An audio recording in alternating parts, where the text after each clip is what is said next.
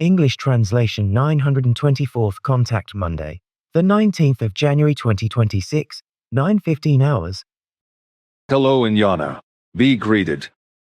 You radioed me that you have finished transcribing Guido's article that Pata saved back then. Be greeted as well, and in fact I finally finished it last night, with Florina there too, and I briefed her and explained how everything works so that she is instructed regarding everything. For my part, as I have already explained to you, I cannot do this work again. Because I really cannot bear all the malignant things that have happened from the beginning to the end as a result of the religious energies that have been spreading and interfering, which have also been affecting me all this time and interfering more and more with my work, otherwise I will lose control of my senses.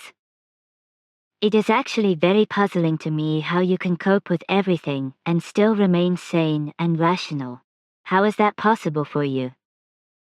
I cannot understand that, and what I have already suffered unaccustomedly with this earthly product you call a computer, I cannot continue to cope with.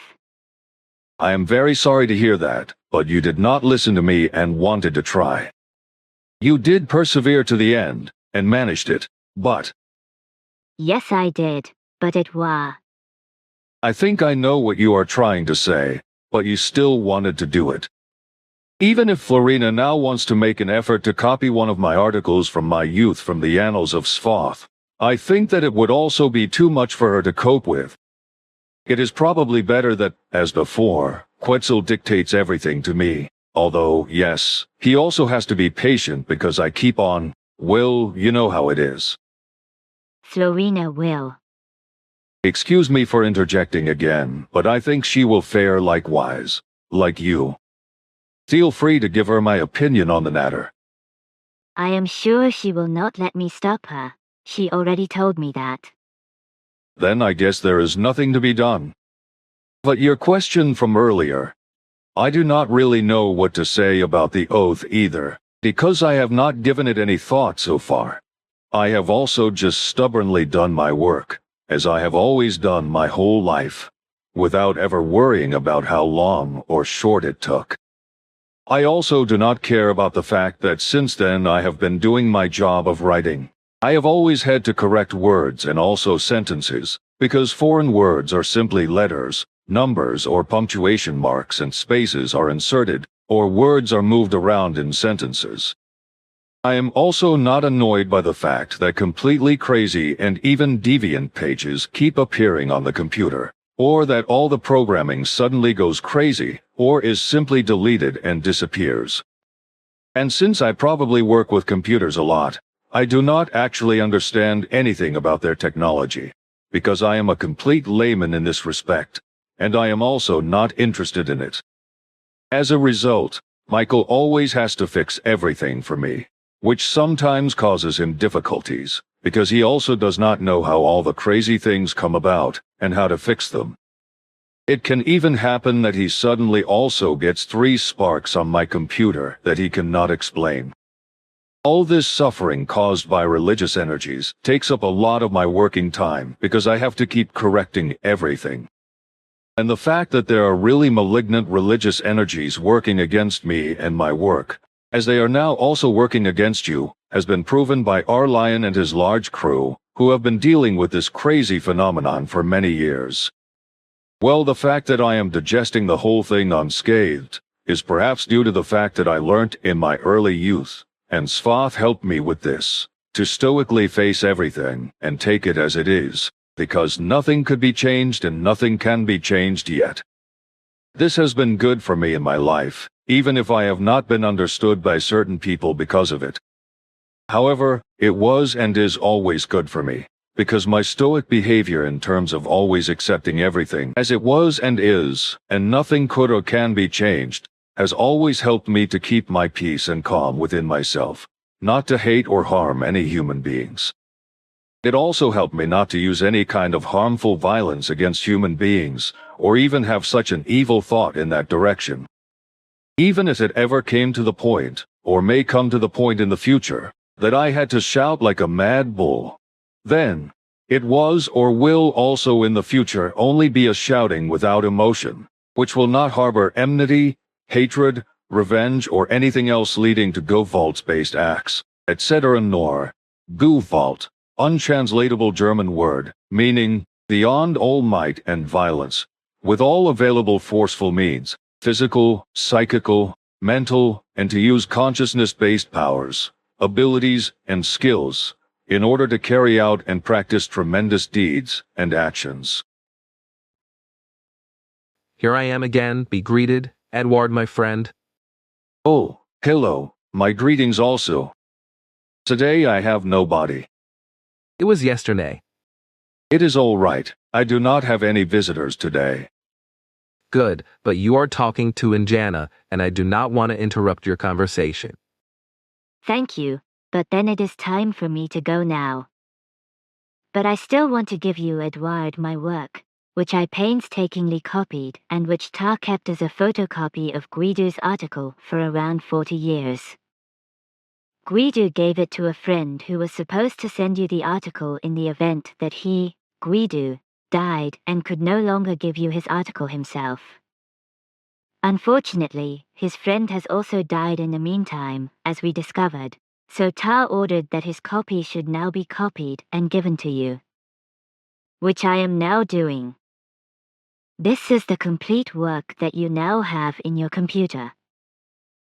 The person, Billy Eduard Albert Meier, called Beam by Guido Moosbrugger, Austria, February 1985. Although as a teacher, I had to make and create student assessments for decades, the assessment I am now completing is a completely different case. This time, about which I will prepare another description for publication, because I am not yet allowed to release the one I am writing now. It does not concern my pupils, but the world-famous Swiss contact person, Billy Eduard Albert Meier. To be honest, I feel overwhelmed. That is, I am not capable of making a watertight judgment about this man who has become a really very good friend to me. He is a man who is very far superior to my knowledge and probably also to that of all earthly science and cannot be described. I will therefore try to give some practical examples to illustrate some striking characteristics of Billy, who gives me a very honest impression and speaks fluent German, English, and Greek, which he uses with Calliope, his Greek wife. He also speaks French and Italian, as well as some Turkish, Farsi, Arabic, and Hindi, which I do not judge to be very extensive, but which I was able to verify personally with acquaintances whose native languages were the ones I heard Billy speak on various occasions when he communicated with foreigners. He told me that he learnt these languages within a few weeks, but that he also forgets them very quickly when he can no longer use them to communicate. In any case, his form of speaking is clear and distinct. He is also very pleasant to deal with and amazingly knowledgeable in terms of general knowledge and various specialized fields, just as he is also exceptionally well educated and skilled in various crafts and in practicing them. Something that is particularly remarkable because Billy only has his right arm, having lost his left one in a bus accident in Turkey.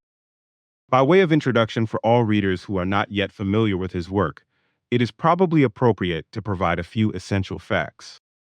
Eduard Albert Meier, alias Billy Meier, lived in Hinwil, but on the 6th of February, 1977, in the presence of several witnesses in the kitchen of the Hinterschmidruti property, 8499 Schmidruti, he took part in the purchase price negotiations with Mrs. Herzog from Route Canton Lucerne, and then decided on the purchase in the Freihof restaurant in Schmidruti, which Mrs. Elsie Moser from Niederglatt ZH was to carry out as intermediary.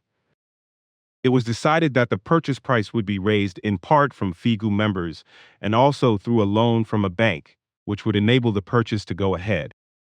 The property, including all grounds and woodland, etc., will later be transferred by name from Elsie Moser to the FIGU Free Interest Group, which is to be expanded and given the name Semyase Silver Star Center, as jointly decided by all those involved. The Semyase Silver Star Center in Hinterschmidruti, in the Turs Valley of the Zurich Oberland in Switzerland, is to become the starting point for the teaching of truth. teaching of creation energy, teaching of life, and will be taught worldwide if the opportunity arises. Billy has been in contact with extraterrestrial intelligences since childhood, whether you want to admit it or not, both telepathically and also face to face. And I can testify that this is indeed the case because I myself was given permission to accompany Billy 3 times in the flying apparatus of Semyaze and to make her personal acquaintance, about which, however, I was recommended to maintain strict silence until 2020. Her acquaintance also led to the fact that in recent years I have been taught by Billy specifically and solely in the teaching of Nokodamian, with the special permission of a Pleiad committee. Unfortunately, after a certain amount of time, I am no longer able to remember all the important details, which I am sure is the case for every human being, which is why I made certain written notes and memorandums that I have to refer back to, because all the knowledge is not only completely new to me, but also immeasurably far-reaching. The fact that I was allowed to work as an assistant to Billy, so to speak, but usually only in secret, is because I am judged by Semyaze as a teacher of integrity and as a teacher who spreads knowledge. And also because a Pleiad committee regards me so highly as a fair witness, that I am held in such high esteem and trust by the J-Workschaft Öffentliche Dienstgerd as the largest representative body for compulsory school teachers, and also by the Freiheitlicher Österreichischer Lehrerverband, FLV. To this end, I had to present Semyaze with authoritative evidence, which she had to forward to a committee completely unknown to me, which granted me permission to work for Billy's mission and to briefly maintain an acquaintance with Semyaze. Despite the fact that I am commanded to remain silent, I am now permitted to record in writing certain of my experiences with Billy, and also certain connections between my experiences with him, etc., although I must ensure that my notes are not made public under any circumstances before the year 2020. This is not only for personal reasons due to my professional activity in the Walsertal in Austria and out of consideration for the population whose adolescents I have to look after and teach, but because it is only in 2020 that the teaching of Nokademian by Billy will be taught in more detail in a clear wise. Consequently, I am only allowed to release facts to the adolescents in my care on a small scale, so that they are not burdened and do not become believers in my personality and the teaching of Nokademian, as a result of which I am not allowed to teach them much in terms of my knowledge. Until then, therefore, when I die, I must remain silent and keep my promise in this regard, which is why I am making the following statements in relation to Billy Beam, in different duplicate, whereby I am releasing the second and somewhat shortened copy for distribution when I make it out at a later date, which, however, with regard to my experiences with Billy, Semyaze, whom I was allowed to get to know personally, as well as Minara and Quetzal, I hand over to a friend for safekeeping, namely to a friend of mine, who will send my confessions and also the exact related description to Billy Beam after my death, only then to become public knowledge. Billy's extraterrestrial dialogue partners primarily include the extraterrestrial intelligences from the planet ERA in the ANKAR universe of our creation, which consists of 7 universes in the same space, but with different dimensions, so that the universes are separated by different dimensions, as I have learned from Billy, along with many other things. The teaching of Nokademian is, according to Billy, the teaching on which his teaching activity is based, which he specifically calls the teaching of the truth, teaching of the creation energy, teaching of the life, but for a certain time still apostrophizes it as the spiritual teaching, because the learning community and readership must first learn to understand that the term spirit corresponds to an inaccuracy. Creation thus consists, according to the Nokademian teaching, of 7 differently dimensioned universes, one of which is our Dern universe, in which there is still a secret group of earlier Pleiad allies, somewhere in a solar system of our Milky Way, which I am not allowed to name. These distant descendants of the Pleiad are therefore to be kept secret with regard to their system of residence. It should also be mentioned explicitly that the Pleiad, who have been coming to our Dern universe, which they call Earth, for 25 million years, have no connection whatsoever with the UFOs that can often be observed all over the world, from which they keep their distance and endeavor not to be located or otherwise noticed by them, just as they also make every effort to ensure that the occupants of the UFOs do not find a way to enter the ANKAR universe. Ever since they came to Earth, this has been stipulated by their directives and must be strictly adhered to, because general barbarism has prevailed in our Dern universe since time immemorial, and it must be avoided at all costs that this can be brought into the ANKAR universe. Although, as the play Aaron tell Billy, not all that glitters has been gold that glitters in this respect. For more than 52,000 Earth years on Earth, as a result of a certain incident, there has been effective peace, which is also spread over a federation of 1,400 light years. As far as the other huge part of their cosmos is concerned, Billy knows nothing about it, and the Pleiaren tell him that it has not been extensively explored. In any case, however, Billy was told that the general technology of the Pleiaren is much more advanced than that of the people he calls faraway travelers, who came to Earth from foreign stars and their worlds thousands and millions of years ago, and whose apparently very distant descendants are also still coming to Earth with their UFOs today, for some reason that I cannot explain. The planet ERAA of the Pleiaren, which is about the same size as our Earth, belongs to a federation in the ANKAR parallel universe that is about 1,400 light years wide and is arranged in the giant two-armed spiral galaxy Nerl, which has a diameter of 546,000 light years, and whose two spiral arms are long and very widely spaced, with two small galaxies on either side of them, one of which is approximately 5,460 and the second approx. 4,630 light years away, and are arranged on both sides of the galaxy's spiral arms and carry intelligent life, but are in no way associated with the Pleiaren.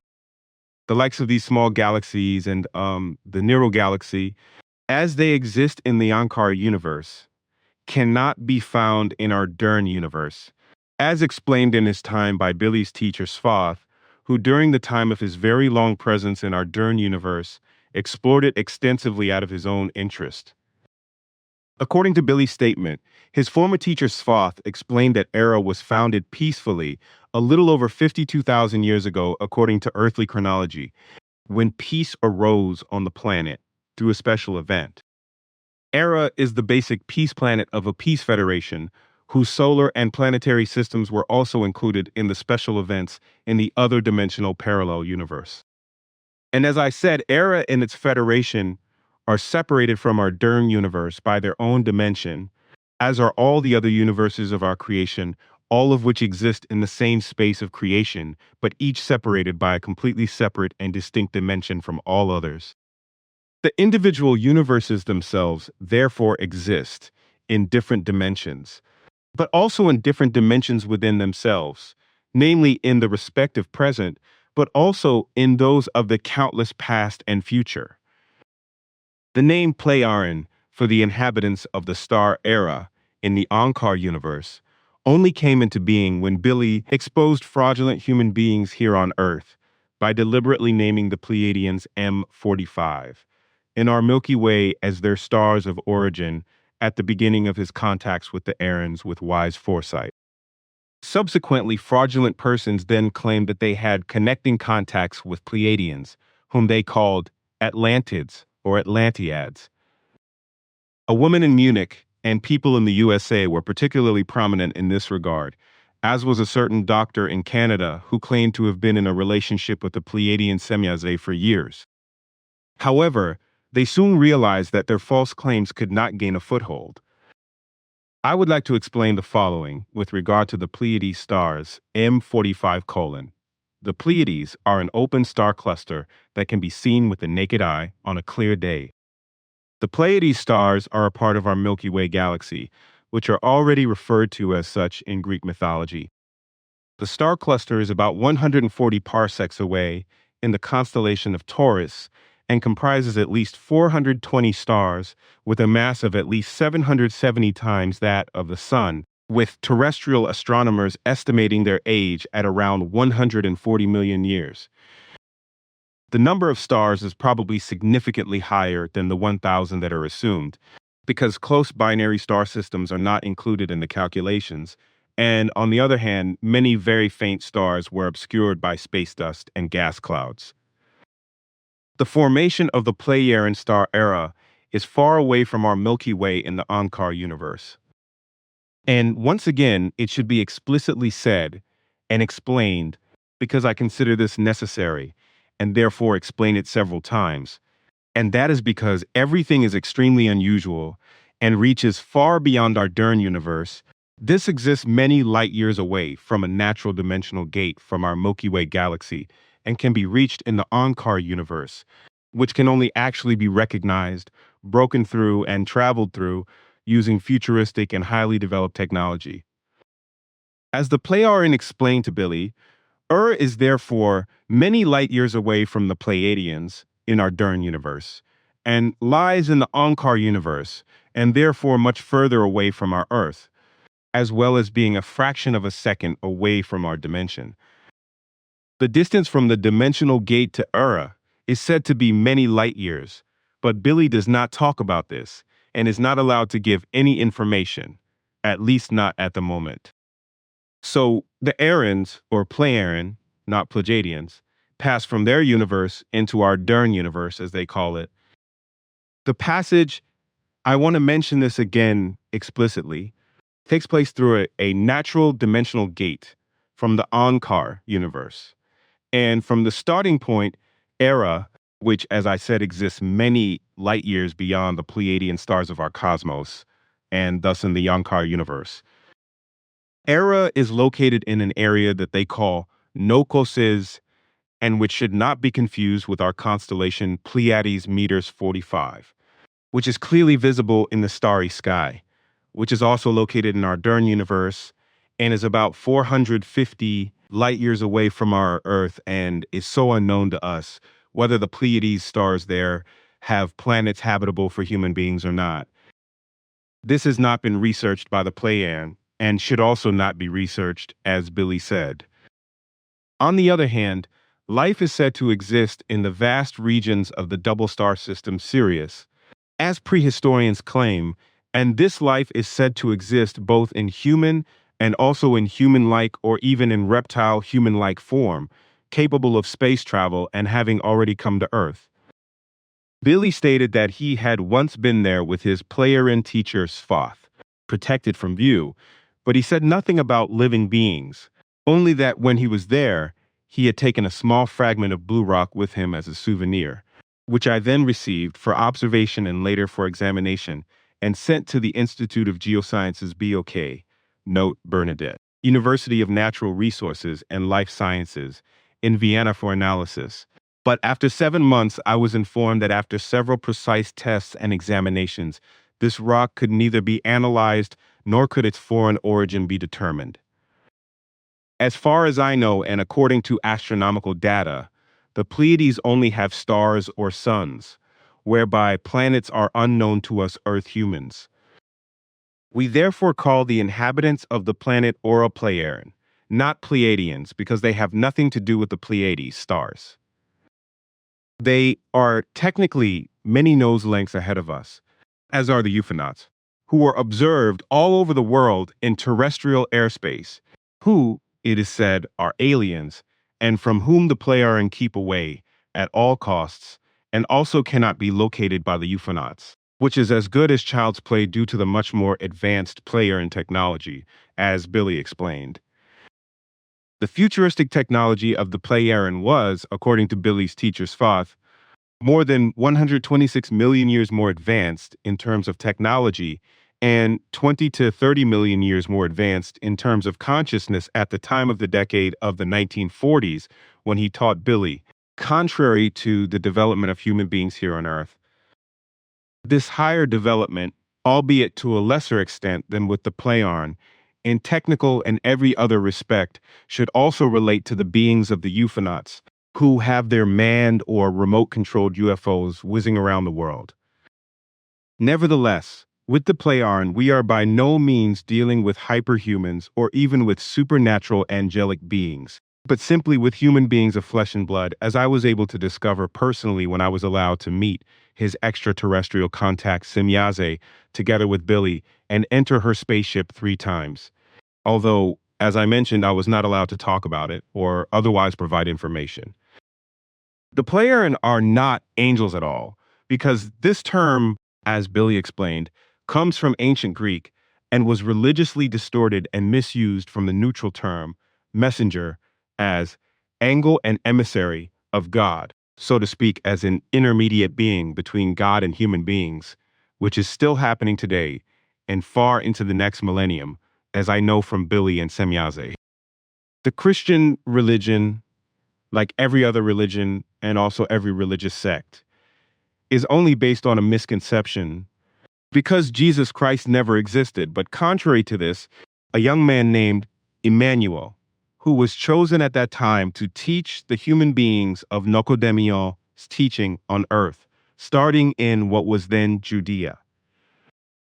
And this took place several times very long before Emmanuel, when the knowledge of the teaching in this regard was taught by other selected heralds, which was, however, without exception, rejected, misunderstood, and also falsified by the people and those who taught them. Thus, over 2 millennia ago, Emmanuel was chosen to bring the Nicodemian teaching once again, and this time with the intention that it should be widely taught to human beings throughout the world over the next few centuries. The reason for the timing was that the area of Judea was occupied by the Romans, and Rome's rulers had the idea of endeavoring to expand the empire much further through military campaigns. This would also have spread Nicodemion's teaching far beyond the territories of Earth. But this failed thoroughly because Emmanuel's efforts to teach were met with disgrace, and he was taken out of circulation, and so the possibility of spreading the teaching far and wide failed. And once again, I want to explain that the figure called Jesus Christ never existed, but on the contrary, the man Emmanuel did. From what he taught from Nicodemian's teachings, very fanciful, truth-twisting, and lying stories were concocted by enthusiasts and believers, from which Christianity and later Islam emerged. These lies and deceptions not only gave rise to religious sects that still exist today, but also to various kinds of devil cults, esoteric nonsense, fraudulent fortune-telling and imaginary calls to the dead, etc., to which many believers in this nonsense have fallen prey in delusions.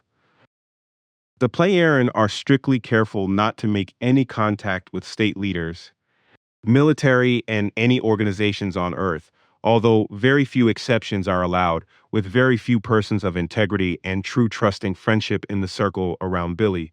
Although he cannot determine the possibility of an encounter, only the Pleiaren can.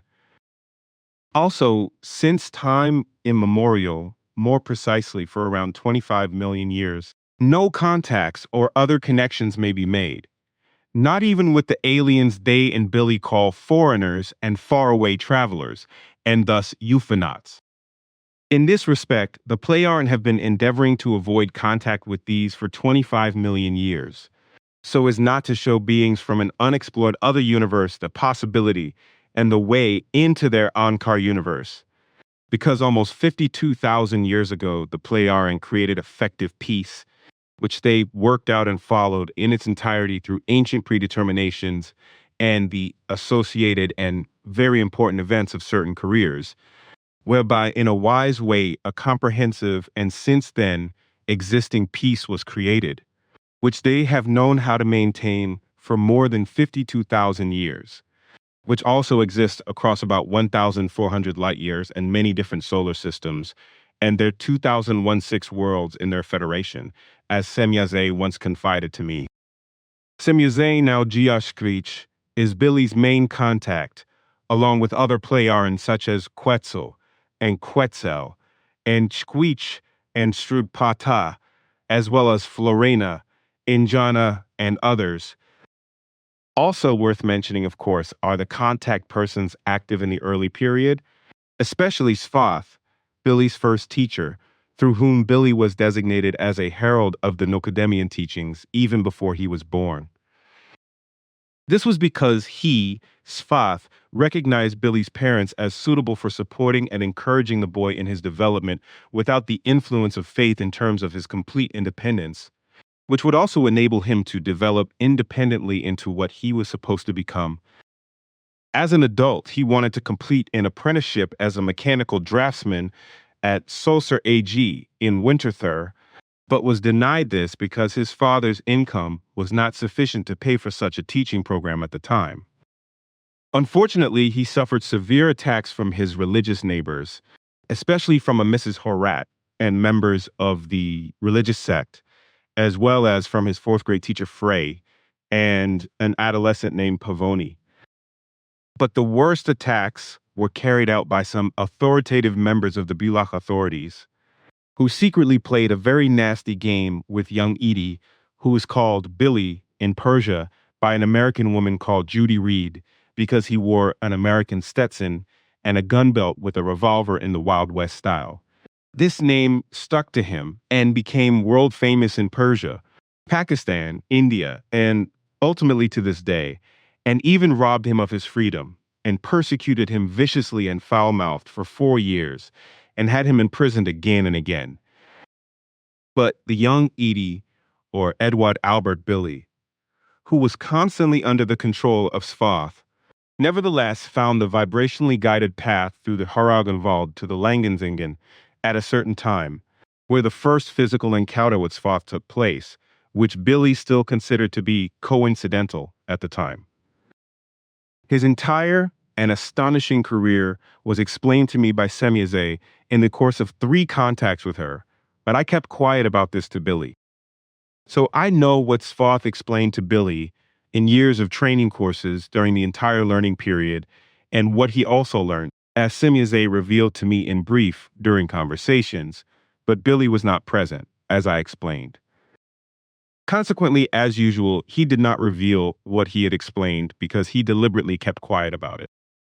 So I can only reproduce here in writing what Semyazet explained to me, because Billy simply does not want to talk about it. And moreover, everything is obviously more than a normal human being can cope with. I probably will not be able to digest or understand what Semyazet told me about the 3 contact times for the rest of my life. And I really do not know how Billy copes with everything Sfath has taught him. For me, it is simply incomprehensible, and in no wise comprehensible. I have to confess that honestly as well as clearly, because not only Billy's immense knowledge is beyond my comprehension, let alone what he is capable of with his powers of consciousness. When Sfath left Earth in the early 1950s, the appearance of Jishris Askit from the neighboring twin universe took place, who continued the contact as Sfath went his last way and ended his very old age, which was well over 1,000 years. Shwiz Shrat Sfath, the father of Pata, came from the ANKAR parallel universe of our creation. Sfath was Billy's very first contact, who also taught him to read and write when he was still a little boy, and not yet attending school. From the DAL universe, which is a twin universe to our creation, a junior GR ASEA named Askit continued the connection with Billy, coming from a people who emigrated from the ANKAR universe to the DAL universe very early on, hundreds of thousands of Earth years ago. The Plejaren titles mentioned have the following meaning. A Shvuski is, according to our concept, a wisdom king, a J-Shrix, a wisdom queen, whereby a Srut or a Srut has learnt the highest wisdom in relation to the teaching of the creational laws and recommendations. The Ban Srut has the highest knowledge of the teachings of the Herald Nocedemion and the creational laws. From the teaching of Nocedemion, which I can now learn and enjoy privately with Billy, but which is also taught through the extremely extensive and valuable teaching book, Teaching of Truth, Teaching of Creation Energy, Teaching of Life, which, for the sake of understanding, he will first disseminate as spirit teaching, And I have to understand spirit as creation energy, because the term spirit was invented in a fundamentally wrong and erroneous way, and will later be replaced by creation energies when the learners of the Nocademian teaching have become sufficiently intelligent. The teaching is aimed at becoming a real, true human being, as well as specifically at learning to become a real human being, and also to learn all the values of real, true humanity, and to do so in one's own interest and also in the interest of all Earth humans. But this is not all, for it is also fundamental to learn personal inner peace and to spread this to the whole world among all peoples. Billy's own teaching, which was originally based on the teaching of the Herald Nocademian, says the following, which I quote verbatim in amplified form according to his own written notes made available to me, which he had already written at the time of his teacher's Thoth as an adolescent at the age of 13. Peace and free life demand that neither strife, evil words, lies, nor deceit and violence of any wise shall govern the life of human beings, nor shall any weapons or other things be produced and used for warfare, murder and torture, etc., nor for hatred, revenge and retaliation, nor also for any other violence of any kind, nor for destruction, annihilation and extermination, for they are never a way to create true peace, true freedom, and law and order, but only means to killing, mischief, ruin, and destruction. Discord automatically triggers further discord, just as war again triggers counter-war, whereby violence again creates violence, as has been the case with human beings on Earth since time immemorial, and primarily through the military, which Billy describes as a murderous organization, which, soberly considered, is really the greatest criminal evil of earthly humanity, and which has never had any justification since its existence, just as the military must have absolutely no right to exist, especially in the present time and in the future. Since time immemorial, the military has been a guild of murderers organized against human lives, killing, murdering, raping, torturing, and destroying without restraint, against every law of life and its order, against every human right, international law, and every respect, honor, and dignity of human beings and of life in general, and in particular. This has been the case since time immemorial, but human beings do not respect it, and unfortunately this has been the case since time immemorial, as a result of which the effective truth and its creational natural laws have been trampled underfoot by human beings and have never found a justification for existence in understanding and reason. That is why, since time immemorial, the evil, the uncreative, and the ugly as well as the negative, the belligerent and everything hostile to life has been so anchored, ingrained and ever present in the world of thought, in the feelings, in the mind and in the emotions, in the character as well as in the entire actions and behavior of Earth humans, in order to immediately break through in the delusion of supposed self-defense in a completely aus-our-tone way, in order to live it out in further delusion, in a pathologically uncontrollable and automatic, as well as thoughtless and strictly habitual manner, up to the absolute, and thus completely unconscious, character ritual of murder and absolute total destruction. The absolutely uncontrolled, negative, and extremely malicious compulsive actions present in the majority of Earth humans are repetitive, degenerate behavioral patterns of character, to which the human being unconsciously feels the urge to have to carry out anything and everything in the delusion of false self-defense. However, this is so completely formed as a reaction to an uncontrolled obsession, degenerated by character, that everything must be regulated and handled according to his own sense and contrary to all that is upright and good, positive, and correct in the laws of life, and always in a certain personal, precise way of delusional self-defenses in order to be able to order or arrange everything according to his own senses and desires. He acquires this self-educating character from his earliest adolescence by perceiving and absorbing everything and molding it accordingly in his character and storing it in his own physical subconscious. It then remains in this subconscious for life, breaking through uncontrollably at every suitable or unsuitable opportunity and determining the behavior of human beings completely thoughtlessly and to the point of murder, manslaughter, and various forms of violence and blind destruction, And this is further encouraged by the laws of states, especially those that have a primitive obligation for their citizens to serve in the military or their state-owned murder organization, and thereby force their conscripts to murder, kill, massacre, torture, and completely destroy human achievements. And absolutely every Earth human, man or woman, who allows himself to be forced into a murderer's organization in accordance with the law, which unfortunately corresponds to the majority of Earth humans, becomes a murderer, manslayer, destroyer, and a so-called monster. And if Earth humans are not able to free themselves from this, and do not vehemently refuse to join one of the state compulsory or mercenary or private murderer organizations, then it is effectively hopeless for them to become an honorable human being after all, through a decisive learning process, if they really make an effort to become an effectively true human being. However, this learning is spared every female or male human being who, from his earliest adolescence, knows how to educate himself independently and does not allow himself to be tempted to simply absorb all the evil, negative and otherwise everything hostile to life into himself without thinking, and thus to misform his character.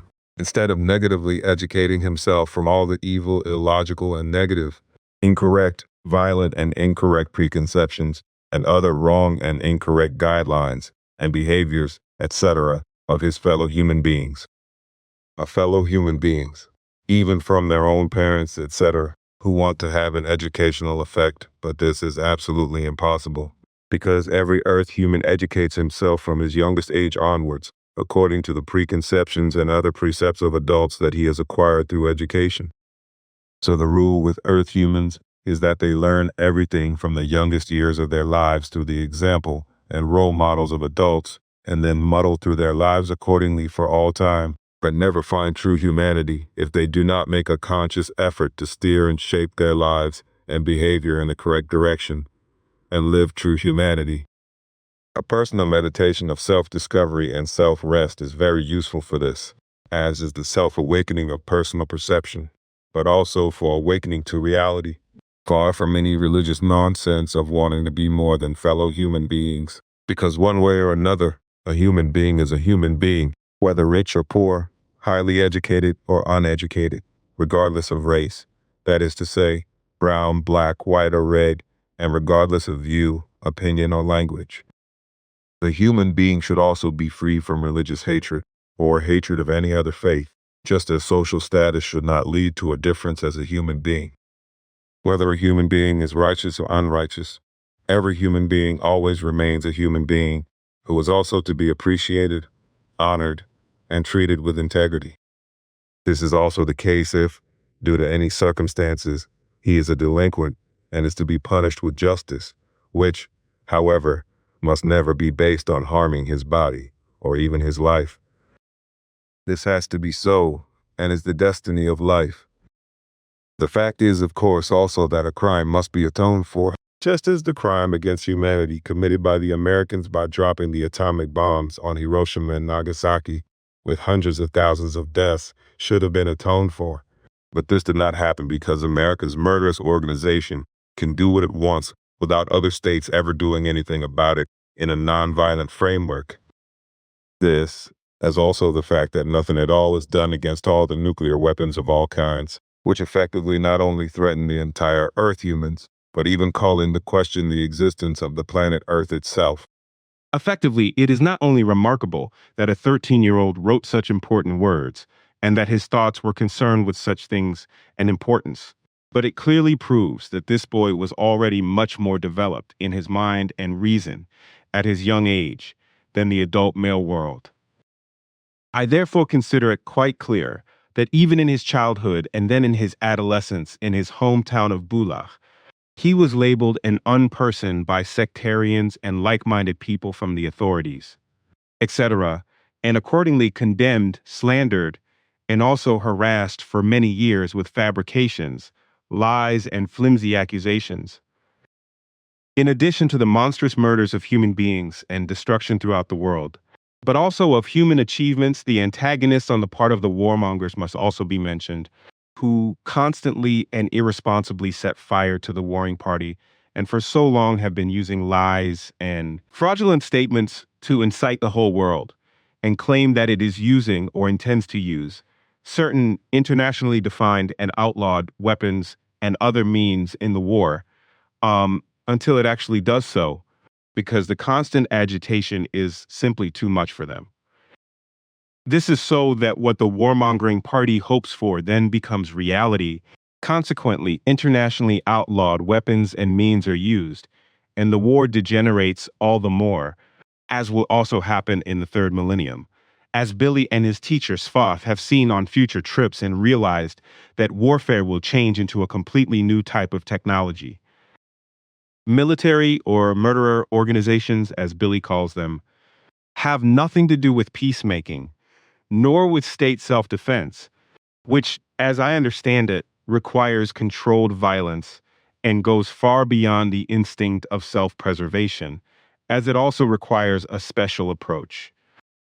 In the case of effective personal self-defense, different laws apply to the instinct of self-preservation. This may require controlled Guvalt, through which alone life can still be protected and saved from death. Self-defense not only fully requires sound logic, crystal clear reason and comprehensible, sober and insightful reason, but also its resolute and consistent implementation with a commitment to life, within the framework of the necessary human reason, and the inescapable duty to assume responsibility with regard to the mutual protection of life. War is a work of death, as is the death penalty, which speaks against any protection of life, and is therefore unjust. War and capital punishment, as well as murder and manslaughter of any kind, also shamefully and comprehensively violate the rules of the right to life of every creature, especially the right to life of human beings, and absolutely every other human right and life. All international law, as well as war and the death penalty, also make the human beings who practice them murderers and mass murderers.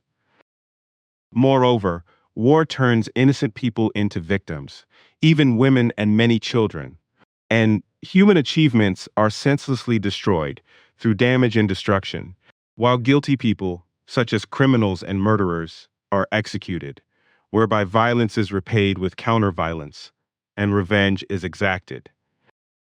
In order to really avoid wars, true logic, reason, and rationality must never be forgotten, but only human beings are capable of these values who, in the run-up to a quarrel, or, any accusations or disputes, etc., do not ignore suggestions, possibilities, and warnings, but consider them carefully and clarify them through mutual sensible conversations. A lowly, intelligent, and simple-minded attitude, such as I will show them, because I would act in such and such a way, is not only stupid and primitive, but also demonstrates an absolute inability to think rationally, as well as a complete lack of intellect and reason, and the inability to consider something carefully in accordance with the facts at hand and to make valuable decisions. Reasoning and rational thinking takes time, indeed a great deal of time, and also patience, whereby patience is not put to the test or lost, because a mutually acceptable consensus must always be found one way or another and be satisfactory to all sides. In fact, a clear and valuable peace must also be secured and war avoided as a result. But this is effectively only possible through the use of sober logic, common sense, and plain reason, which must be inherent in human beings as a whole.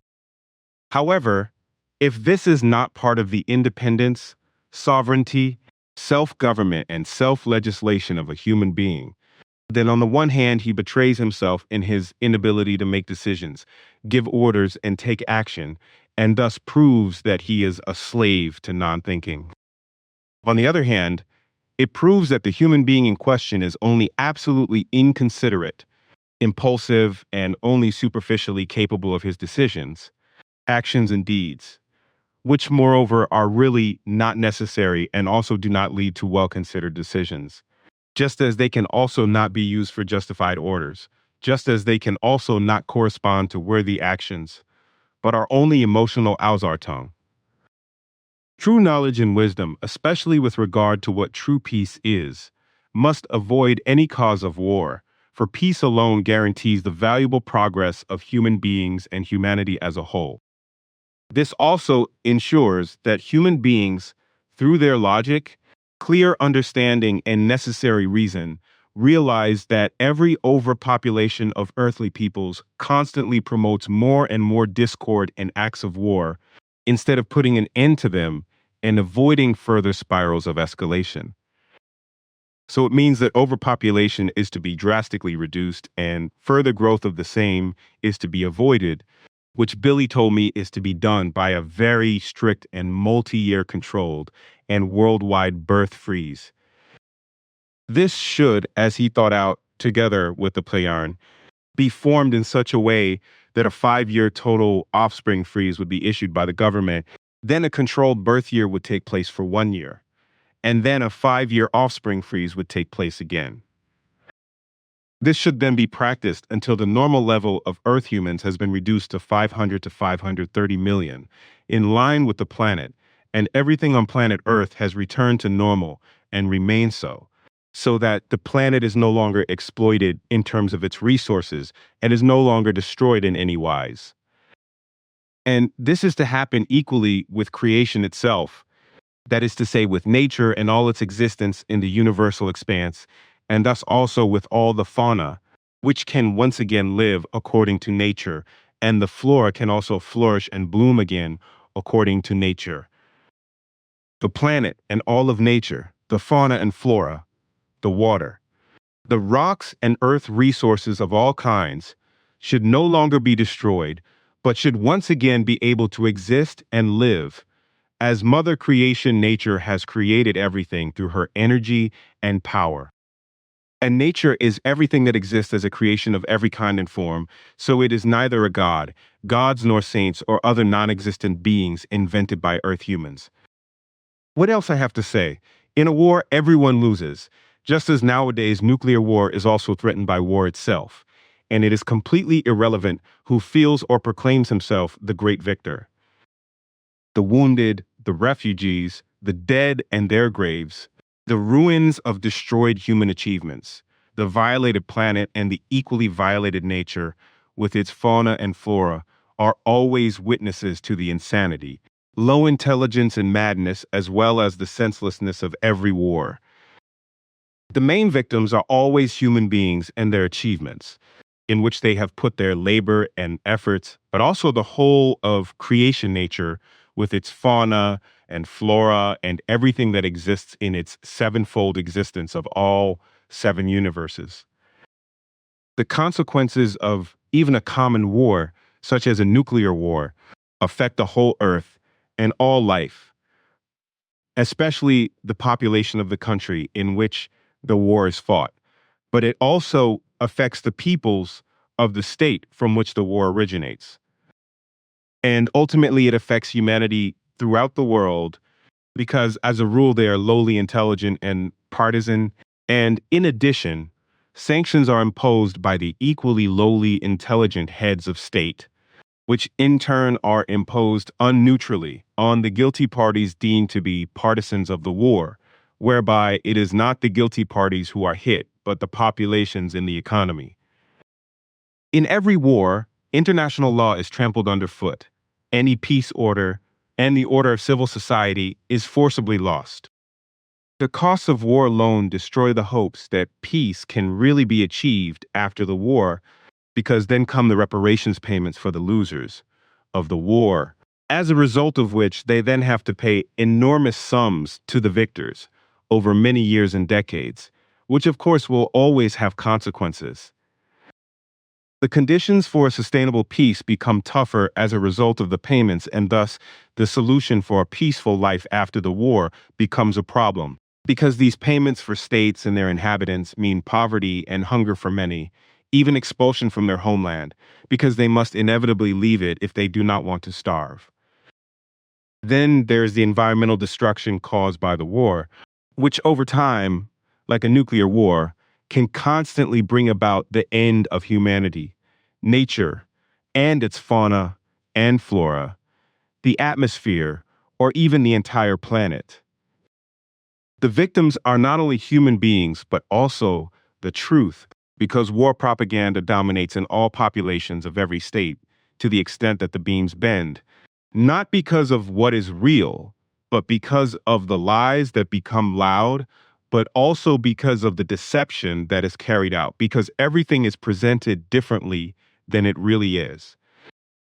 The exuberant misinformation of warfare erases previous knowledge that is needed for the future, as a result of which the coming new cannot be built in the form of true peace, which inevitably leads sooner or later to violence and counter-violence, and thus to new acts of war. Hardly anyone ever asks how acts of war actually and truly come about, because hardly anyone really thinks, but simply believes everything that is mendaciously and deceitfully parroted. What is really true and corresponds to the full truth is not questioned one iota, because it is believed in exactly the same way as religious belief has already been hammered into people against logic, understanding, and reason, and has become so firmly established as a delusion that only in the rarest of cases will a human being think and decide for themselves again freely, self-thinking, self-deciding, self-acting, and free from any belief, as well as completely clearly and consciously, objectively and responsibly.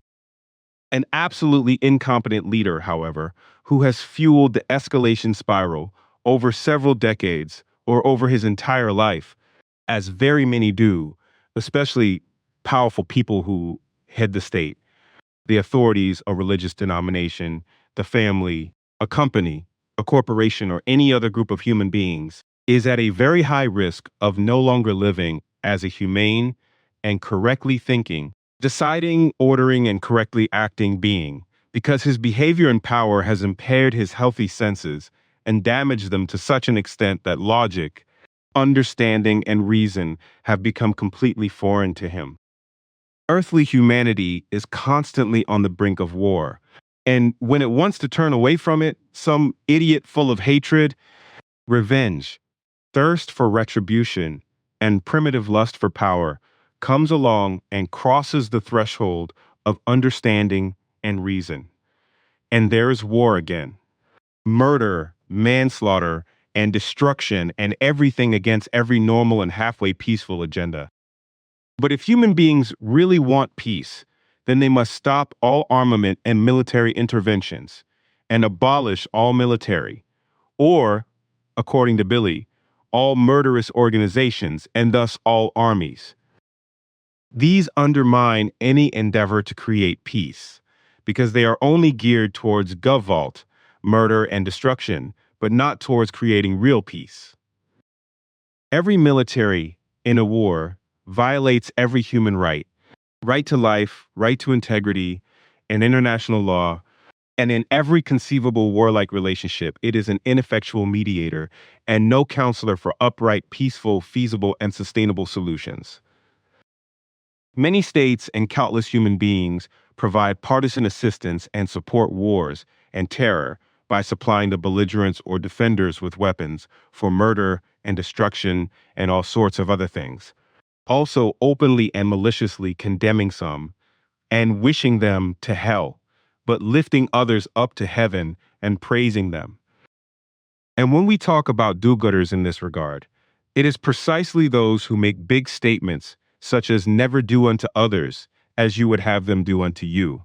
Like violence creates counter-violence. If you do not want to be my brother, I will smash your head in. No one can live in peace if the bad neighbor does not like it, or the most pious person cannot live in peace if the person of another faith does not like it. All the do-gooders pretend to be fighters against evil and act like saints against their fellow human beings. But as a rule, it is all a lie and a deception, because if they themselves are affected by violence, injustice, or other harm being done to them, they generally change their behavior in a flash. Their words of good behavior suddenly vanish like the wind in the desert, meaning that all the good and peaceful words they have spoken are quickly forgotten. Immediately, only uncontrolled self-defense comes into play in the form of violence against foreign aggression, such as brawling, hatred, murder, and manslaughter. and also destruction, etc., driven by self-defense, anger, and hatred, grow, as does wild, retaliatory anger, revenge, and satisfaction when the aggressive opponent is incapacitated. Everything goes very far beyond what self-defense requires, which arises from the fact that one's own or another's life is to be protected and preserved from death. Consequently, in an earthly sense, each party has a justification for the use of controlled violence. With the onset of aggression on the part of the other person, the deep-seated and lurking Ausertongs in the character, such as revenge, retaliation, and hatred, awaken very quickly and rapidly double and triple, as a result of which all self-control is lost and everything degenerates. Everything can no longer be fought because a state of loss of self-control arises in a flash, which means that nothing will emerge from it in the future that would contribute to the emergence of something better, and thus the whole of the evil depths of character remains. There is no cure for forgetting the evil qualities of hatred, revenge, and retaliation that lurk deep within the character and are present in practically every good person, despite their good talking, their prettifying, and their religious beliefs. These can only be dissolved and neutralized if the individual works consciously and with full awareness to maintain and exercise control over them in every situation. However, this is not the case with good humans, just as it is not the case with Earth humans in general, who do not care at all about the evil, emotional Ausertongs lurking deep within their character because they are not aware of them at all. This inevitably leads to the fact that if physical aggressive attacks or just harassment occur from the outside, due to any circumstances or persons, the emotional Ausertongs lurking deep in the character break through freely to the outside world in a matter of seconds, and self-defense breaks out in the form of hatred, war, retaliation, and violence. As a result of the failure to use thought, logic, reason, and rationality for peace, and to end the aggression with reasonable words, this does not lead to the settlement of the evil incident, and therefore inevitably to alternating violence and counter-violence, and not infrequently to murder and manslaughter. This is done in particular by the military, which is drilled to spread aggression, and thus G-Vault, as well as murder, torture, and destruction, regardless of the fact that through this and through murder, rape, torture, destruction, and ultimate victory, no real and true peace can be created, and no real peace will ever emerge. Wars must be prevented, and not further wars of all kinds activated. And this applies to all political wars fought by military armies, killing many human lives and causing immense destruction of human achievements. But as Billy says and teaches, it is also important to create domestic and interpersonal peace, as well as friendly peace, to avoid domestic and interpersonal violence, and to maintain lasting peace and justice through true love. Billy teaches what I quote verbatim from one of his early works.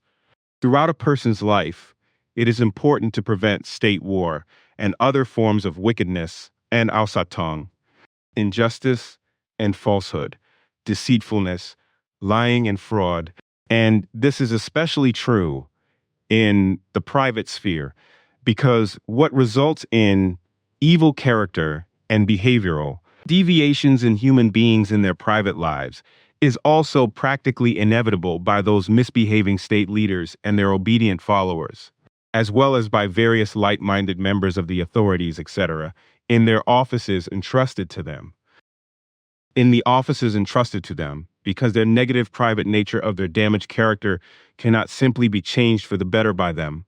Consequently, they prove with their domineering actions and behavior of their lousy state leadership or official conduct how their poorly self-formed character is also expressed in their private lives.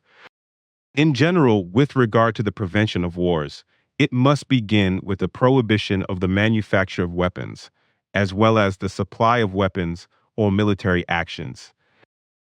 However, this also refers to the fact that economic warfare of any kind must be banned, as it always fuels a spiral of escalation, which often leads to war and must therefore also be prohibited.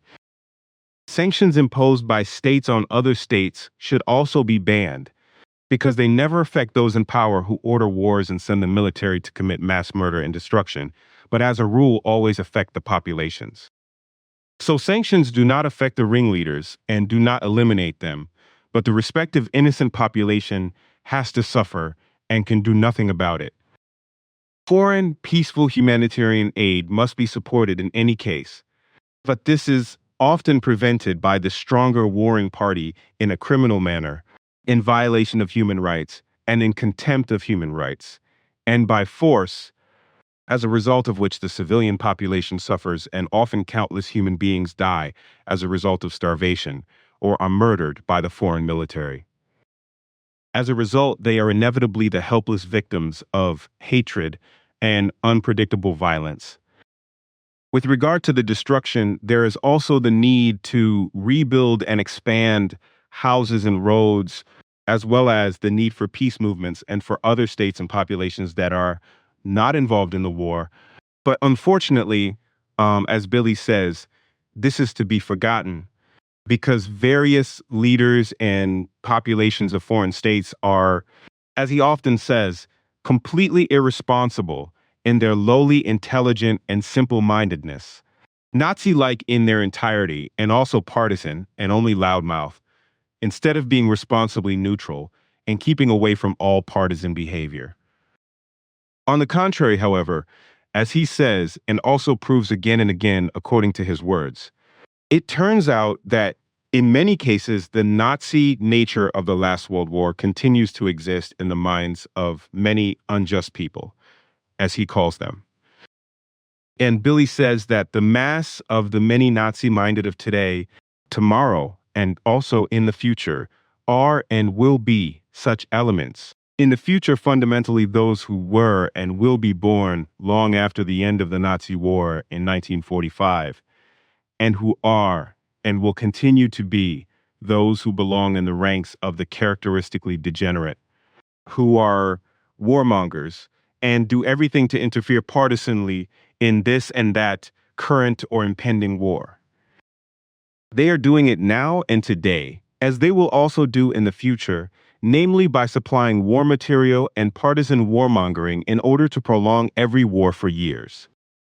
And all those who act in this way, as well as the warmongers, all those future fallible state leaders and parts of the population, as Billy calls the irresponsible elements, do not realize themselves that they are endangering themselves, their country, and its population through their actions and warmongering, as well as through their low intelligence and partisanship, by creating enmity and hatred as a result of their partisan, lowly intelligent thinking and actions, which can have vengeful, warlike, murderous, and destructive consequences for their country, while they themselves are at risk of attack or even death. Billy teaches what I have to mention again and again, and also quote his words here: peaceful thinking and equally peaceful and reasonable acting state leaders and parts of the population, those forces of appeasement that on the one hand strive for peace in the world and for the ending of every war, as well as peacefully mobilize to this end, and on the other hand endeavor to prevent wars even before such are started. This, just as they also create noble movements for peacefulness and peace talks, etc., and also endeavor to bring all military activity of earthly humanity to a standstill through logic, understanding, and reason, and generally try to dissolve the military in all states of the world one good day. This is to be forced in all areas of society and to dissolve the authoritarian structures of militarism. Consequently, it is important to support movements that are concerned with this peace work. In any case, he teaches, militarism always and without exception leads to actions that cause human beings to die, sooner or later, and no matter what the cause. Thus, even effectively peaceful demonstrations in peacetime may lead to violence and murder and manslaughter if, for example, military forces are deployed to quieten down. Even in times of peace, border disputes, etc., can break out unexpectedly between states that have good relations with each other and very quickly lead to deadly military operations. However, it should now also be clearly pointed out that in the coming period, power-obsessed people will spread a lot of mischief all over the world, both in their own states and in foreign states, because they will act in a dictatorial manner, as states and peoples will simply be dictatorially terrorized by power-obsessed people in the future without any resistance. Such problems also arise when foreign states are attacked militarily. Their leaders are murdered or otherwise eliminated, and the states are simply annexed without resistance. And if the behavior of certain state leaders becomes dictatorial, then everything happens in such a way that the incidents are used against all international law to start and conduct threats of war and even acts of war, and to militarily invade and annex other states. And to this end, the leaders of all states around the world will cower in fear and cower in grandiloquence and cowardice, as Billy says, as these rulers will also continue to do, as they have done since time immemorial. And according to his predictions, everything will come to such a pass in the future that dictatorial rulers and their military forces will invade other states out of greed for power, greed for profit and self-importance, allegedly for the sake of creating order and state security, but everything will be based solely on private interests and personal dictatorial power games. And demonstrations and unrest by the people will be met with murder by the state leaders. As in the past, the world conquerors who explored the world and murdered and subjugated the natives of foreign countries and stole their riches, as the Spanish, English, French, Americans, and other states did, will be the new state leaders, and the elite of the rich, of multiple millionaires and billionaires, will completely deprive the peoples of their freedom, to such an extent that human beings will no longer be able to take a single step without being controlled to the absolute, just as they will also be deprived of all freedom, so that they will no longer even be able to freely dispose of their own money and personal possessions. This future, I was instructed by Billy, will certainly come and even bring dictatorial leaders who will have their military invade and murder foreign states, depose their leaders, assassinate them, take them prisoner, or, against all law, invade and unjustifiably annex the states in question with their unbelievably and extremely evil and miserably primitive acts of war. And these elements of state leaders will form their laws as they see fit and misdirect large sections of their people against their will through threats of violence and vicious assassinations, so that there will be no resistance.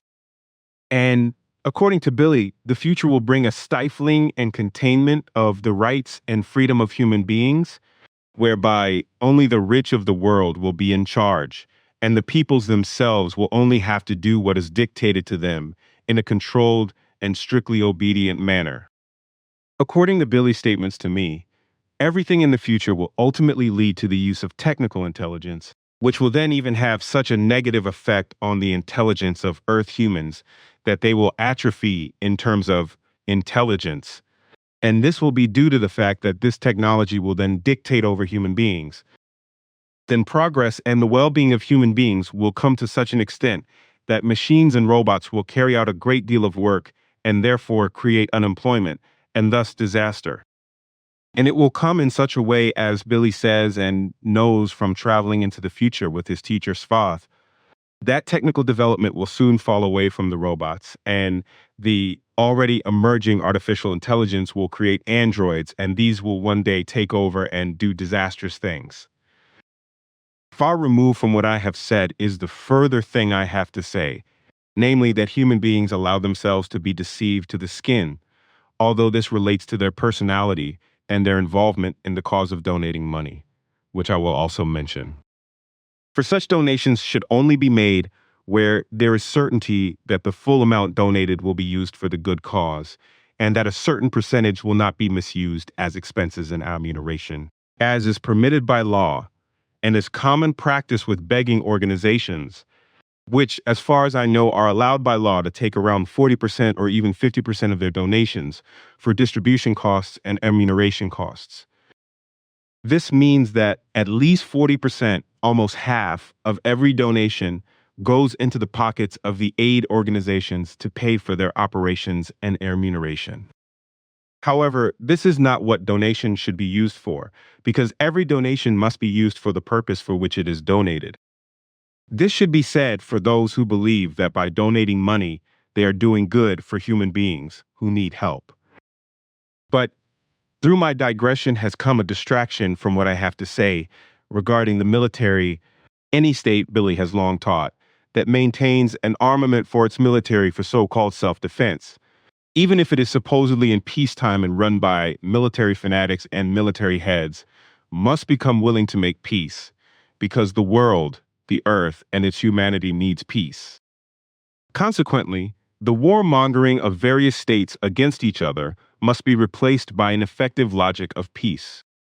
This must be done with a very mature mind, as well as clear and effective reason and diplomacy, primarily with regard to the cessation of all existing and possibly imminent acts of war, a complete de-escalation, as well as the withdrawal and complete destruction of all weapons of war.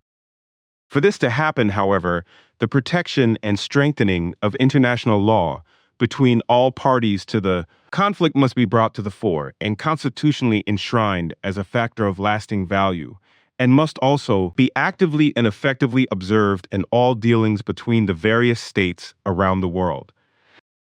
Only the creation of such a worldwide state regulation can bring about a turning point in time that will truly bring about a global architecture of peace that is then stable. This alone can bring about a turning point in time that brings about an earth humanity and world that guarantees true global peace, which effectively ensures common security worldwide, as well as sustainability and solutions to the problems of humanity on our planet Earth. According to Billy's explanation and the ancient teaching of Nocademian, these high values are mainly based on learning humanity in addition to all the necessary values. According to Billy, these values are mainly and truly personal balance, peace and freedom, as well as calmness, serenity, constancy, and also good and valuable qualities that are to be learnt and awakened in oneself comprehensively. One's own thinking and also the emotions and emotions that arise from it are particularly emotional cognitive qualities that are of great necessity for true human beings. This also brings the high social values into play, whereby empathy, helpfulness, loyalty, and honesty are very important, as is modesty, which Billy mentions in particular. But then there is also real and absolute reliability, as well as a sense of responsibility and great self-confidence, the importance of patience and determination and resilience or psychological resistance, which Billy particularly addresses. He also mentions creativity, communication skills, and flexibility, which, among other things, promote personality growth and positive interpersonal relationships. And in a short time, I must confess, I have learned a lot by following these values and have achieved a much better sense of well-being and well-being. Overall, Billy also has personal contacts with other Aarons, as well as with friendly human beings from the Federation of Plei-Aaron, so that he has been able to get to know and appreciate many extraterrestrial human beings. To my knowledge, dozens of persons so far, including human beings such as Asina, who has a reptilian appearance. Mission of Billy Eduard Albert Meier, Beam. Eduard Albert Meier, generally referred to as Billy, a name given to him in Persia by an American woman called Judy Reed, but which some people in the world formed into the short pseudonym Beam, traveled the world on foot and by hitchhiking, working as an all-round man while also tirelessly learning this and that. He lost his left arm in a bus accident in Iskenderun, Turkey in the early 1960s. On behalf of the Plei-Aaron, and on the basis of his own consent with his teacher's Fath, Billy had a very difficult mission to fulfill, for which he had to prepare himself practically all his life with the help of the Plei-Aaron's Fath, until he officially began his mission at the beginning of the 1970s. As the mouthpiece, so to speak, of the extraterrestrials from the ANKAR universe, he put a great deal of effort into conveying to us, Earth humans, a body of thought that is universally valid. At the same time, he also gives teachings of all kinds himself, which are recorded in his many articles, as well as in the comprehensive spiritual teaching, and more than 50 books, Bernadette's note. 2026 equals 71 books, most of which are educationally related. I would also like to take this opportunity to refer to our or the Figu's extensive range of written material. Incidentally, the spiritual background is much more important to us than all ufological matters put together. The main task of Billy Beam is to lead misguided humanity back from its wrong path to the correct one through educational work in word and writing. The creational natural laws and recommendations, which are specifically anchored in the so-called spiritual teaching. The spiritual teaching, which in principle is actually called the creation energy teaching, comprises the teaching of the prophets, which as the teaching of the truth, teaching of the creation energy, teaching of the life, includes 363 teaching letters, 64 special teaching letters, and 2 special teaching letters. However, this teaching has nothing whatsoever to do with religion in the conventional and general sense, so it also has nothing to do with a belief of any kind. They are merely universally valid natural guidelines for a correct way of life and the development of peace within oneself and in the world, etc.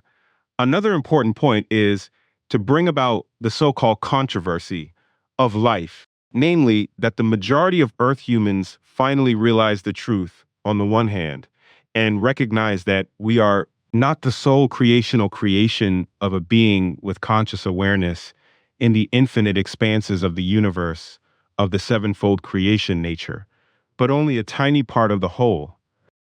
However, in order to bring about or initiate an urgently needed change of consciousness, all the false teachings and abuses that have always and currently prevailed on Earth, which, according to Billy's word, will remain so far into the future, must be denounced with harsh words, which he does regardless of the fact that his life is being sought after, which has already happened several times, Bernadette's note, already 28 times by 2026. That is to say, his open word of enlightenment, is also one reason why Billy Meier's life is endangered, as is the fact that his helpers, sympathizers, and the Figu are being treated with hostility worldwide. The fulfillment of this mammoth task requires from Billy and all of us, faithful, absolutely understandably, a maximum of reason and understanding, knowledge and wisdom, as well as love for human beings, and an enormous amount of perseverance and patience. In 1972, Billy began to take the first important steps to fulfill his mission at Wiehaldenstrasse, 10-8340 Hinwil, Canton, Zurich. For the purpose of fulfilling his mission, in August 1975, the association was named FIGU, that is to say Freie Interessengemeinde für Grenz- und Geisteswissenschaften und Ufologiestudien, Note Bernadette, since October 2017, Freie Interessengemeinde Universal, which, when Billy moved with his family to Hinterschmidrudi, was then incorporated as a notarized association on the 17th of June 1978 in CH 8488 Turbenthal, Canton, Zurich, in the beautiful Tuss Valley. The FIGU Association is a nonprofit organization, a community of like-minded human beings who, in their search for truth, strive to live their entire lives according to creational and natural guidelines.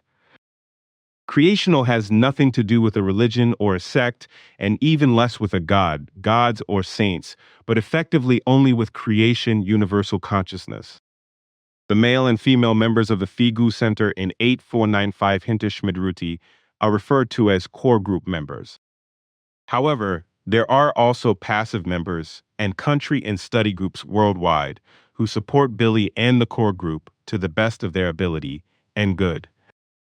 The main objective of FIGU is to disseminate the creative natural laws and commandments laid down in the teaching of truth, teaching of creation energy, teaching of life, which is disseminated and taught by Billy as the herald of the teaching of Nocademian on behalf of the extraterrestrial contact persons from the parallel universe or ANKAR universe who are peacefully minded towards us Earth humans, and with the help of all FIGU members throughout the world. However, this is only done upon request and therefore never in a proselytizing manner, as is practiced by religions, sects, organizations, etc. What particularly impressed me as a core group member in the early years of FIGU's work is the fact that Billy never lost heart, despite all the bad and adverse conditions that prevailed in our group in the early days. Instead, he literally worked day and night for years like a robot to push ahead with the extensive renovation of the buildings, the very extensive grounds, and the forest into the Semusée, Silver Star Center, because everything had been completely run down by the previous owners and should have been demolished and rebuilt.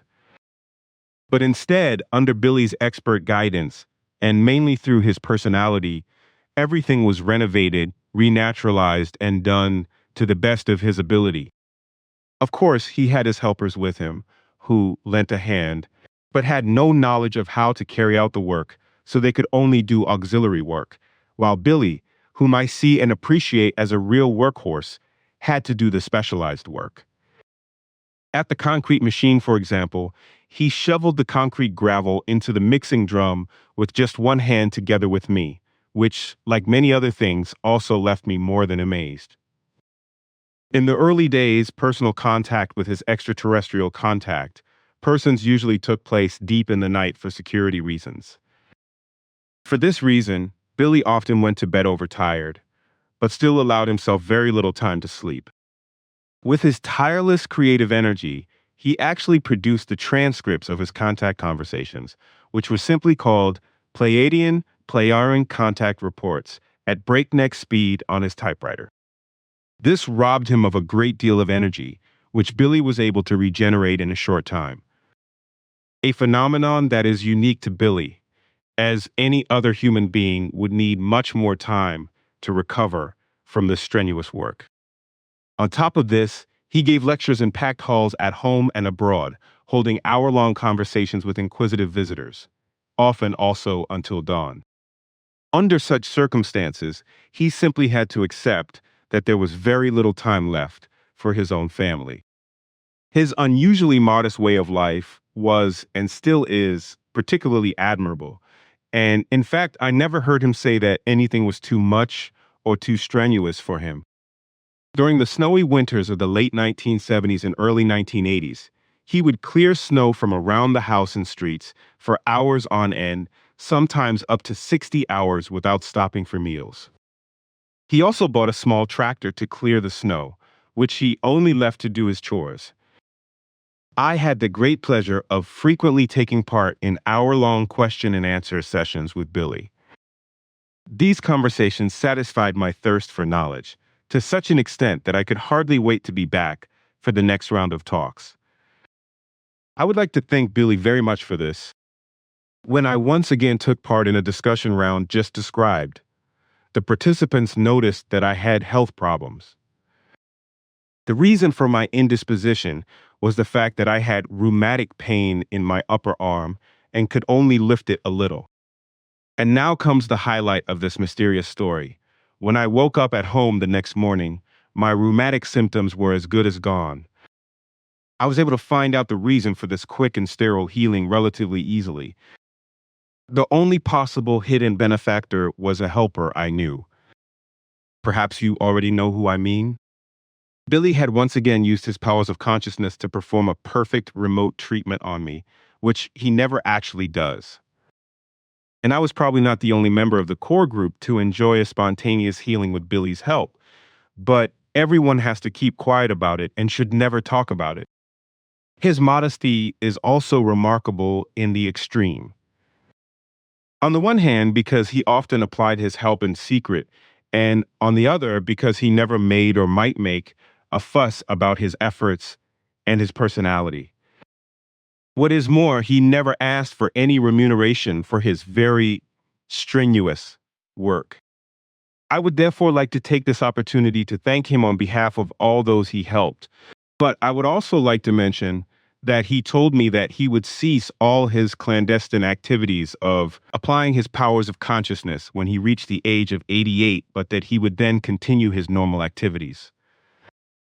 As far back as I can remember, I had been working very intensively on various questions relating to our universe since I was in my late 20s.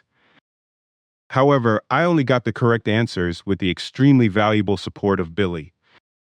This was the manuscript of my book entitled In Station Unendlichkeit, Bernadette's Note. The book was later given the title Diversicum.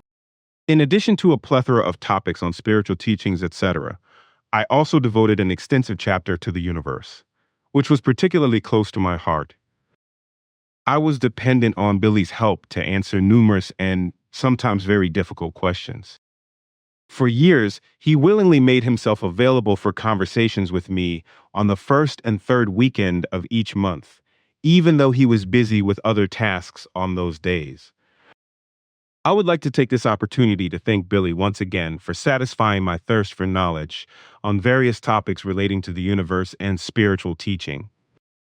I would also like to mention that I was allowed to copy his extremely rare and interesting space slides with an SLR camera. These are the pictures that Billy was able to photograph as an effectively welcome guest on his 5-day space journey through our entire universe in Pata's spaceship. Because these particularly valuable space slides have not been allowed to be distributed for a very long time, I gave my slides to Billy for safekeeping. However, I still have a small collection of them as pictures. In view of their rarity value, it is understandable that I regard these mementos as a very special treasure, just like an autograph from Semyaze, which I received thanks to Billy's help and was able to give to the pupils in my school class as a copy. Just as Billy gave me an apple for safekeeping, which he received as a gift from Semyaze. After handing it over, I immediately preserved it, and it is also still in my possession today. What makes the apple so special is that it comes from a greenhouse in the Commander Schweich Pata's Great Spacer ship. In connection with Billy's contacts, I am particularly grateful to him that with his help, I was able to take part in various demonstrations by his extraterrestrial friends. I was thus able to enjoy the following experiences. It was mid-May 1976 when I visited Billy for the first time at his then residence in Hinwil. This visit was extremely gratifying for me because, on the one hand, I was able to meet the world-famous ufologist in person, and on the other, I was able to have my first so-called UFO experience at the first attempt, so to speak. And now comes the most important part of this story. When I was recently thinking about the experiences that have made me the happiest in my life, I spontaneously thought of the following. When I was kindly allowed to spend the night in Billy's flat after my first UFO experience, I could not sleep at all because I felt like I was the happiest human being in the whole world. For the sake of completeness, I would like to briefly list my UFO experiences because they also always gave me great pleasure. I would therefore also like to express my heartfelt thanks to the extraterrestrials involved. In connection with Billy's contacts, I was allowed to take part in 3 night demonstrations at the beginning, after which, as I mentioned at the beginning of my explanations, a lot of positive things happened for me in the course of time, which were organized by Semyaze and Quetzal especially, for the purpose of demonstration. I was also able to photograph 2 of them. I also had several opportunities to admire various traces of land in the Zurich Oberland, which Semyaze and Minara explicitly had made at my request, which I had expressed to Billy and asked if Semyaze could demonstrate for me. When he presented my request to Semyaze, I was allowed to watch from a distance as the grass under the 3 landing surfaces of the flying vehicle was pressed down flat by swinging waves and did not rise up again.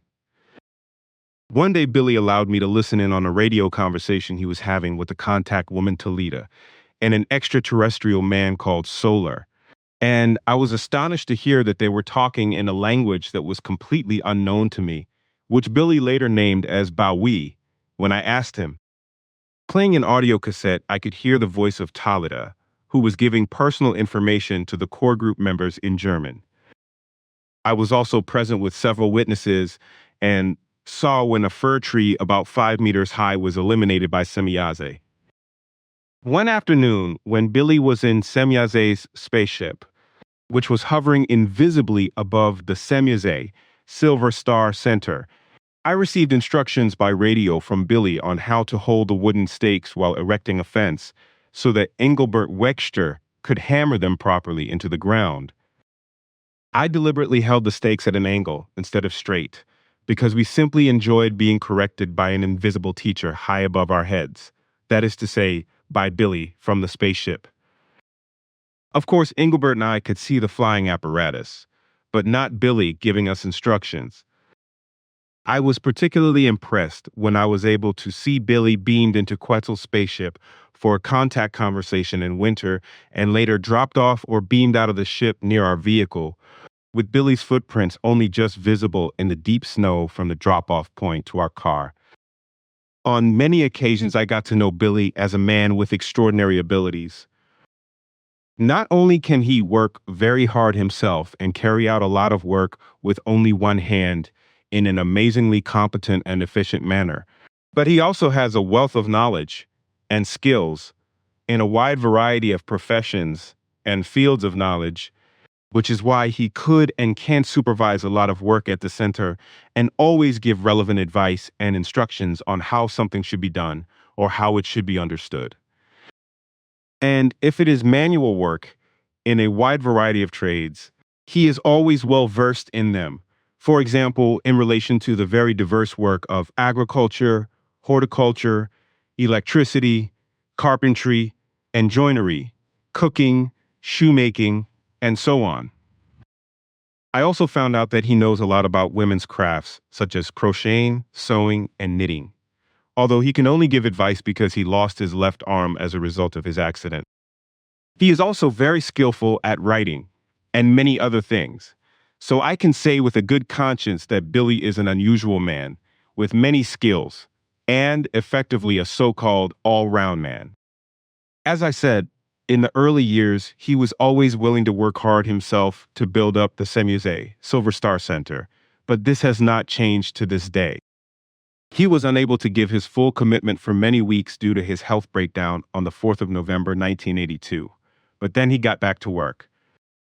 For some time now, however, he has still been doing a lot of work in the office, although today this is a tremendous amount of paperwork, above all consciousness work, which he records in books, of which we all have no real idea what this work ultimately involves, and what he also does for the Plejaren in this respect, for whom he also produces a great deal of educational material in writing.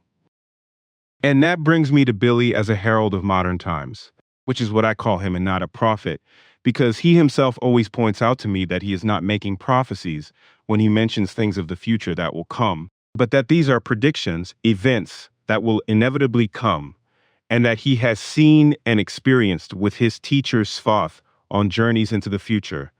So he is not prophesying anything, but explaining in advance what he has seen and experienced on his time travels with Svath. Billy as the herald of modern times. Herald of modern times seems a little old-fashioned towards the end of the 20th century and close to the 21st century. But in fact, Billy is the herald of modern times. He himself initially vehemently resisted this designation, which was given to him by the Arahat Atasata level, until Pata explained to him that this designation does indeed apply to him, because a herald is a human being who brings the creational natural laws and recommendations, and thus what was initially called the spiritual teaching, but will later more correctly be called the creation energy teaching, which Billy will only later call the creation energy teaching when the right time comes. The teaching includes and teaches not only high spiritual matters, but also many matters concerning the well-being of the planet Earth and its humanity, as well as peace and its interpretation, as well as the importance of the self-education of Earth humans. their correct behavior, and the personal formation of their personality, which begins at an early age and remains of urgent importance throughout life. It is therefore also the task of the herald of modern times to denounce grievances on earth and among its humanity with harsh and sometimes loud words, which Billy also practices extensively in writing and orally. I have been commissioned by Billy and Semyonov, which I was allowed to learn separately, and especially in a few years, because I was appointed by Billy and Semyonov to do so, to put some very important things into words, which will only become apparent in later times, and which should relieve Billy in his ever more rigorous work as the herald of the Nocedemion teaching. For future readers in the 21st century, when it will then be permitted to present my writing openly, I would like to show how this heraldry, which is often wrongly called prophethood by Earth humans, has already existed on Earth for long millennia and has been passed on to earthly persons in terms of teaching by sent Pleiadian teachers. Thus, at various times, certain Earth humans were sought out and taught the Nocedemian teaching. Consequently, they were sought out as heralds and taught the teaching, as a result of which the real heraldry came into being. For this, I quote an extract from the educational writing for the teaching of the truth, teaching of the creation energy, teaching of life, as it will be called by Billy in future times, but until then, still spiritual teaching, because for a long time to come, Earth humans will understand by the false term spirit what creation energy actually is. And this true understanding that it is about the effective creation energy will, as Billy says, still need a very, very long time before it generally finds its way into the consciousness of human beings. For the time being, Billy should not openly teach or disseminate what the beginning of the whole thing was. Consequently, he will only report and teach very vaguely about the origin of the teaching and therefore also about Nocedemion, and if he does, then only in an old form that can be misleading.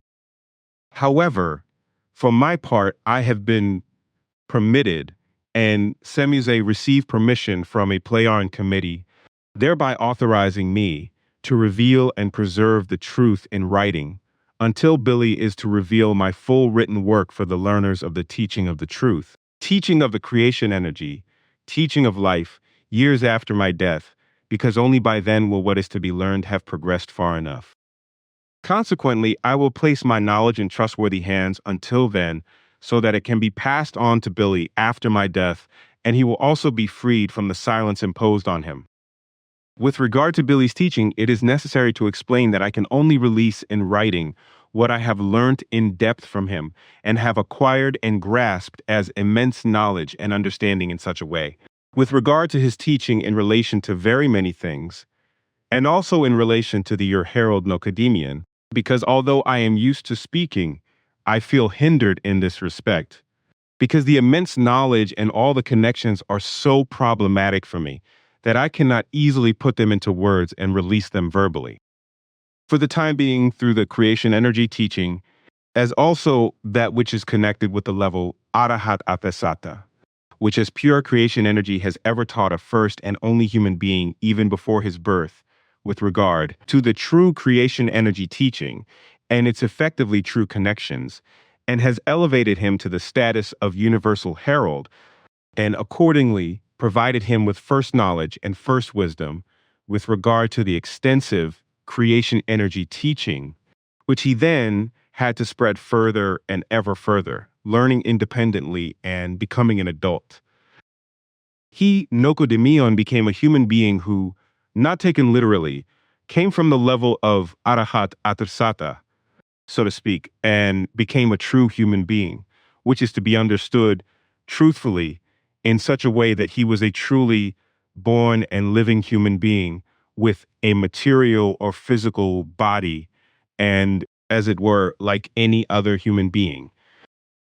He had only become knowledgeable and wise as a human being due to the knowledge transmitted to him from the level Arahat Athesata, which is why it was wrongly interpreted at that time that he was created directly from the level Arahat Athesata, created and thus emerged as a human being, which, on the contrary, was not the case. But he was born as a human being, but was taught and became knowledgeable and wise through the level Arahat Atersata. It is therefore to be understood in such a way that Nocodemian was already impulsively influenced by teachings from the level Arahat Atersata before his birth, and he was born as a human being like any other human being, and as such lived according to the general norm of human being, with all the implications of the negative and positive, but without observing and knowing the fulfillment of what is right in creation, and thus as a true human being. It was only when the knowledge and the energy and the power of the creational unfolded and began to work in him through his knowledge and self-effort that Nocodemian became what he then was, namely the universal herald, whose work is ultimately to spread through the entire sevenfold creation, whereby our Dern universe or Earth is the very first start and attempt outside the ANKAR universe to teach the teachings of Nocodemian. And this has to be done without proselytizing and among human beings who can call themselves self-thinking and self-deciding, and who are by no means simply believers, meaning that they have disposed themselves to think, reflect, and find the truth themselves, and do not turn to something thoughtlessly, as believing human beings do, who believe in something that can never be proven and also follow something completely imaginary or non-existent in terms of faith, and emulate something fictitious. Nocodemian, by entering the level Arahat Atersata, was the first and only human being and universal herald to acquire natural wisdom, so that even as a child, he understood and obeyed many facts of existence and the natural and creational naturally given laws. It followed from this that Nocodemian was his own teacher, constantly teaching himself in all things, as is proper to every true discerner, which he perceived, recognized, understood, and also obeyed in relation to his current life in all things of nature, as well as in all existence, and in all creational natural laws. So he was his own teacher, who was directly taught in wisdom, but also in everything worth knowing, through the level Arahat Atersata, and understood whatever he was taught, whatever he perceived, experienced, and was able to experience and turn into knowledge and wisdom. Through the permission of Billy and Semyaze and a Playaran committee, I was allowed to learn some things that I would otherwise never have been able to learn, but which I am only allowed to release in 2020. Because only then will the time have come when the following knowledge will be released, and only then should and may be taught. However, if I should end my time on earth before then, my letter is not lost, for it will be given to Srutpata as a duplicate for safekeeping, just as I will also give a duplicate to a good and reliable friend, who, should it come to pass that I leave this world, will send it all to Billy. By order, and with the permission of Billy and Semyaze, I now have the following to make clear, as I have been forcefully taught. The universal herald Nocodemian lived in the ANKAR universe as a man highly educated in numerous things, as well as an absolutely new personality who no longer had any relation to his previous person. The creation energy that animated him was also not the same as that of the previous personality, just as these will have no relation whatsoever to their previous personalities. This is not because there can never and never be a rebirth of the same personality, and therefore cannot become one. The creation life energy, which animates a personality together with the pure creation energy, develops further and higher over a long period after death. As a result of the positive knowledge learnt and accumulated during life, in order to then, again, together with the animating creation energy, give life to a completely new physical personality as evolutionary energy.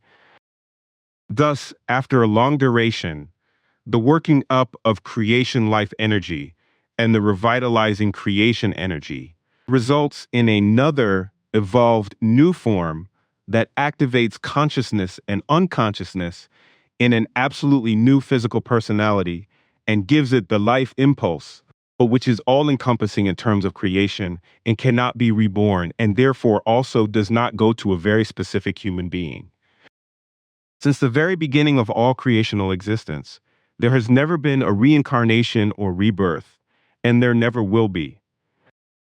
According to the teachings of Nocedemian, which I was able to learn from Billy, it is to be understood correctly and unmistakably that the term rebirth in ancient times referred to the fact that after the passing away or death of a person who has given a teaching, the teaching he has given will be we're born or taught in its entirety by an absolutely new personality.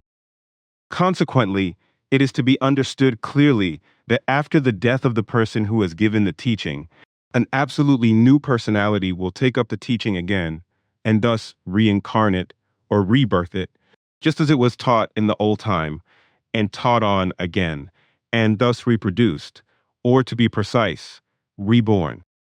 However, this term was reinterpreted over the course of time through various falsifications of teaching as, well as linguistic changes and mistranslations, etc., as a result of misunderstanding, etc., and referred to the fact that being born again refers to human beings who are reborn in persona when they die. From then on, rebirth no longer referred to the fact that the teaching of Nocedemian was were born or taught again or taught on, but the term was distorted in such a way that it was used to refer to a personal rebirth in persona, especially in the context of the year birth of a deceased human being. This led to the false teaching that human beings are reborn as the same personality after their death or demise and continue their previous life, so to speak. The vitalizing creation energy and the evolutionary creation life energy are absolutely inseparable from each other. Although in the sevenfold creation, they are born in physical personalities and human bodies on many different life-bearing planets of the 7 different material belts, or cosmoses of the 7 universes. Creation energy and creation life energy are destined for, from the ground up, that is to say, as human beings, animals, creatures, or other material life forms, which for us human beings are innumerably diverse in their genus and species. Thus, one form of creation energy and creation life energy always remains the same and cannot change into another, as is possible in the opposite way with regard to the type of physical body through manipulation, crossing or breeding, etc. What I have to explain further is that after many millions of years of learning, later no longer in physical bodies, but only in an absolutely purely immaterial wise, the two forms of energy, which on the one hand is the absolutely life-impacting creation energy, and on the other hand the absolute evolutionary pure creation life energy, now merge into the state of effective actual fusion with the pure energy level Arahat Atarsata through their high development. Nocedemian trained certain peoples educationally, who were chosen by him to help humanity in the universe to evolve faster according to creational natural laws and recommendations. This is to be understood in such a way that Nocedemian never fathered offspring, and did not create any peoples in this way, but that the peoples who followed him were human beings who followed his teaching and lived accordingly. Many other peoples, however, who rejected his teaching and lived according to rules, etc., that were contrary to all truth and aligned with their own senses and desires, degenerated over time and acted as usurpers. It was therefore decided that the Nocedemian teachings should only be taught on worlds whose human beings were willing to follow them. The realization of this decision again took an infinitely long time, but one day the time had come for the teaching to be taught again by a wise herald among human beings, who thereby pacified their descendants and their successors, as well as their peoples, enabling them to fulfill their task as helpers of humanity in a truthful sense. Unfortunately, however, there was always a group here and there among all the ancient peoples that still or again crossed the line. These old groups unfortunately also came to Earth and interfered in the Earth's development, causing some damage. After these ancient groups called El Ranos realized their mistake and rectified it, they undertook to help Earth humans in their further evolution. In order to fulfill this task, the Universal Herald of Nocademian's teaching, Haynoch, was also asked to assist in this difficult matter. This is how heraldism came into being on Earth. Although it was thoroughly falsified by Earth humans from the very beginning, and a prophethood was lied about and spread, and that the personality line of the prophet goes back to Atana, who is said to have created everything. From this, thousands of years later, as a successor to Haynoch, new heralds emerged, who were then erroneously called prophets and uncertain names: Enoch, Elijah, Isaiah, Jeremiah, and Emmanuel Bernadette's note. The correct order of the heralds was according to Playaran information from the 14th of July, 2007. Talada, and the 2nd of March, 2025, Quetzal, Enoch, Jeremiah, Isaiah, Elijah, and Emmanuel, according to which communities of faith came into being, which in the course of time received the designation religions. The teaching of the Nocademian, however, which was brought and taught by these heralds, was falsified by the Earth humans to such an extent that a vile, malicious, false teaching arose from it, a misguided faith which has cost millions of human lives since its inception. Now Billy, as a herald, brings and fulfills the teaching of Nocademian, which corresponds to an extremely difficult task of heraldry, but he has access to the knowledge of Nocademian because he alone has access to the Nocademian memory banks in the ANKAR universe, from which he can retrieve all the values of the Nocademian teaching and all its knowledge that have already been acquired. Bernadette's note, at present, only Billy has access to these memory banks, which are located in the ANKAR universe. The ultimate aim of spreading the teaching is that it should be taught and disseminated in all 7 universes of creation. Thus, the teaching and knowledge of creation energy are interuniversal. For this reason, Billy's great knowledge is also to be explained when it comes to matters of creational natural laws, and thus also to the facts of creation energy. As a herald of modern times on Earth, he tirelessly writes one book after another and one enlightenment pamphlet after another, in addition to the fact that he also has a great deal of writing to do for the Playaran and their federation, and is also responsible for a large library on Era, as Semyaze confided to me. But Billy does not want to talk about this and is reticent about his knowledge in this regard. According to Semyaze, none of the Playaran have the same abilities and possibilities that Billy has in connection with the Nocademian teachings, which he was taught by his teacher Sfath and also learnt to a large extent himself. Sfath was the only one who had taken on the task of thoroughly learning the entire knowledge of the Nocademian teachings through the various previous heralds, which had been taught for more than 52,000 years after a special event on Era, which brought about final peace on Era, and which was then also transferred to the entire Federation. In order to fulfill the commitment once made by Nocademian that the teaching should be taught throughout the sevenfold creation, Sfath decided to take it to a parallel universe. He took this very seriously and used the knowledge that a natural passage from the ANKAR universe to our Dern universe had been discovered as a result of an earlier event 25 million years ago. Following the human beings from the ANKAR universe who were already traveling to our universe at that time, he came to Earth towards the end of the first millennium, after Emmanuel alias Jesus, and from 1936 onwards was protective of the pregnancy of the mother of Eduard Albert Meier, born on the 3rd of February 1937, whom he taught as a boy, who was then named Billy by the American Judy Reed in Persia in the 1960s and also became known as Beam. Sfath was the actual initiator or forerunner of Billy's discipleship on Earth, and to him, Billy is also assigned the task of writing out everything of Nocademian's teaching for the Playaran, which is then photographed and brought to Era and taught there and throughout the Federation. The material he prepares for the Playaran is very labor-intensive and much more extensive than the material he prepares for his task here on Earth. as I have seen for myself. The scriptural material that Billy records for Earth humans regarding the teaching of Nocademion, which he teaches, is intended to help Earth humans to orientate their lives according to creational natural laws in order to become true human beings and to evolve more quickly and easily and to create profound knowledge as well as real and true peace in individual human beings and thus also in Earth humanity as a whole. However, this must always be done voluntarily.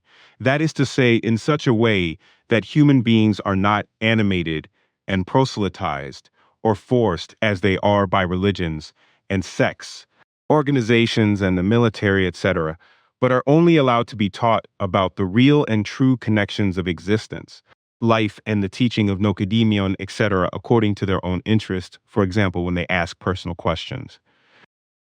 The human beings should then think for themselves about what has been explained, said, and read in order to work out for themselves the correctness of what has been explained, because only self-generated thinking and knowledge is of real value for evolution, but not, as Billy says, a pseudo-thinking.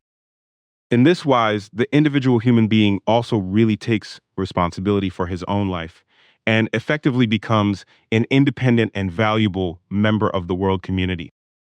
In everything, no belief may and should appear, but everything and everything is to be understood solely in accordance with reality and its truth, as a result of which every human being is required to fathom everything for himself with regard to the truth, through his own inquiry and through his own thoughts and reflections, etc., in order to recognize the effective reality and the only truth that emerges from it.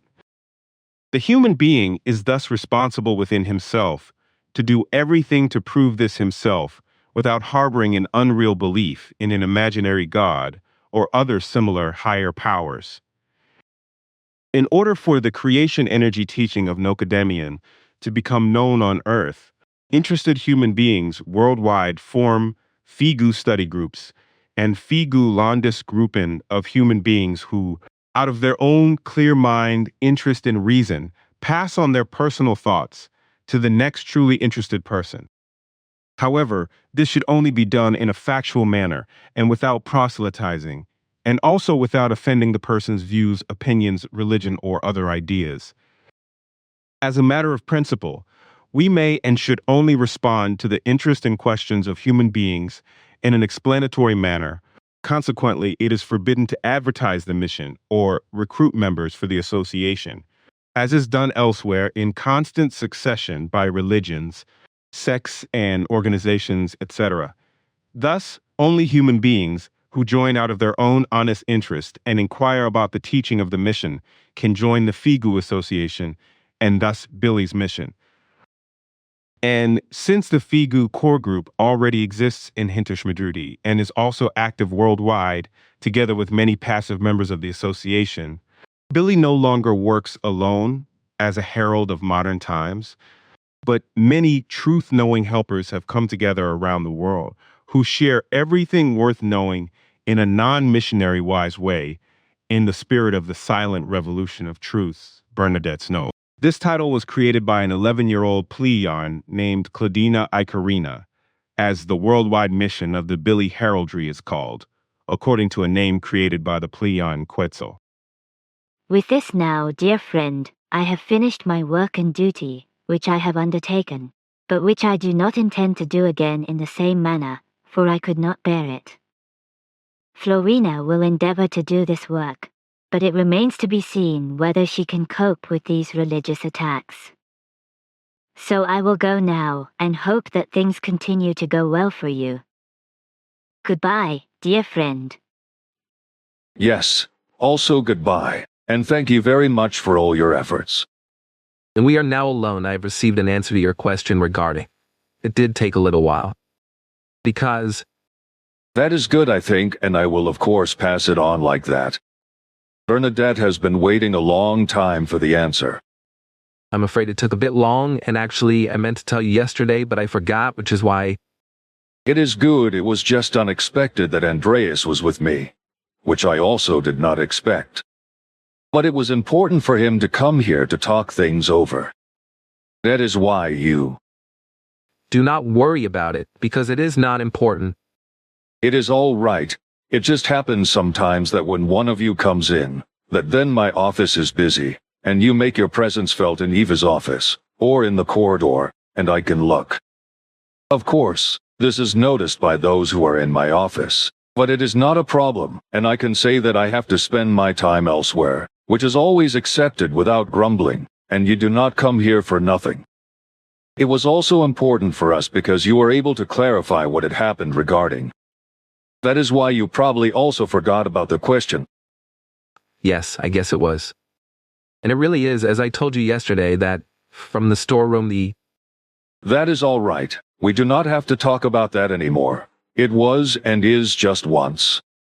Everyone has to go to market in their own skin. It costs me around 200 francs again, but I cannot judge that as fair. In his that is just the way it is. And to stand by that, that just cannot be changed, because of. So there is no point in talking about it any further. that is probably correct. But something else. In your article, which Florina is now working on copying, you say that the extraction of Earth's resources is damaging the Earth's magnetic field and thus affecting the atmosphere. This is actually the case. I am aware of that, because Yes, the whole thing is true, because when the Earth's resources are cleared out, as the Earthlings do, then, as your grandfather's father explained to me in detail, and was also able to demonstrate to me on apparatuses, the Earth's magnetism is damaged as a result, and in such a form and wise, that the atmosphere is also affected. It is mainly ores of all kinds, metals and gases, mercury, petroleum, etc. that are extremely important for the Earth's magnetic fields, which in turn are very important for the overall maintenance of the atmosphere.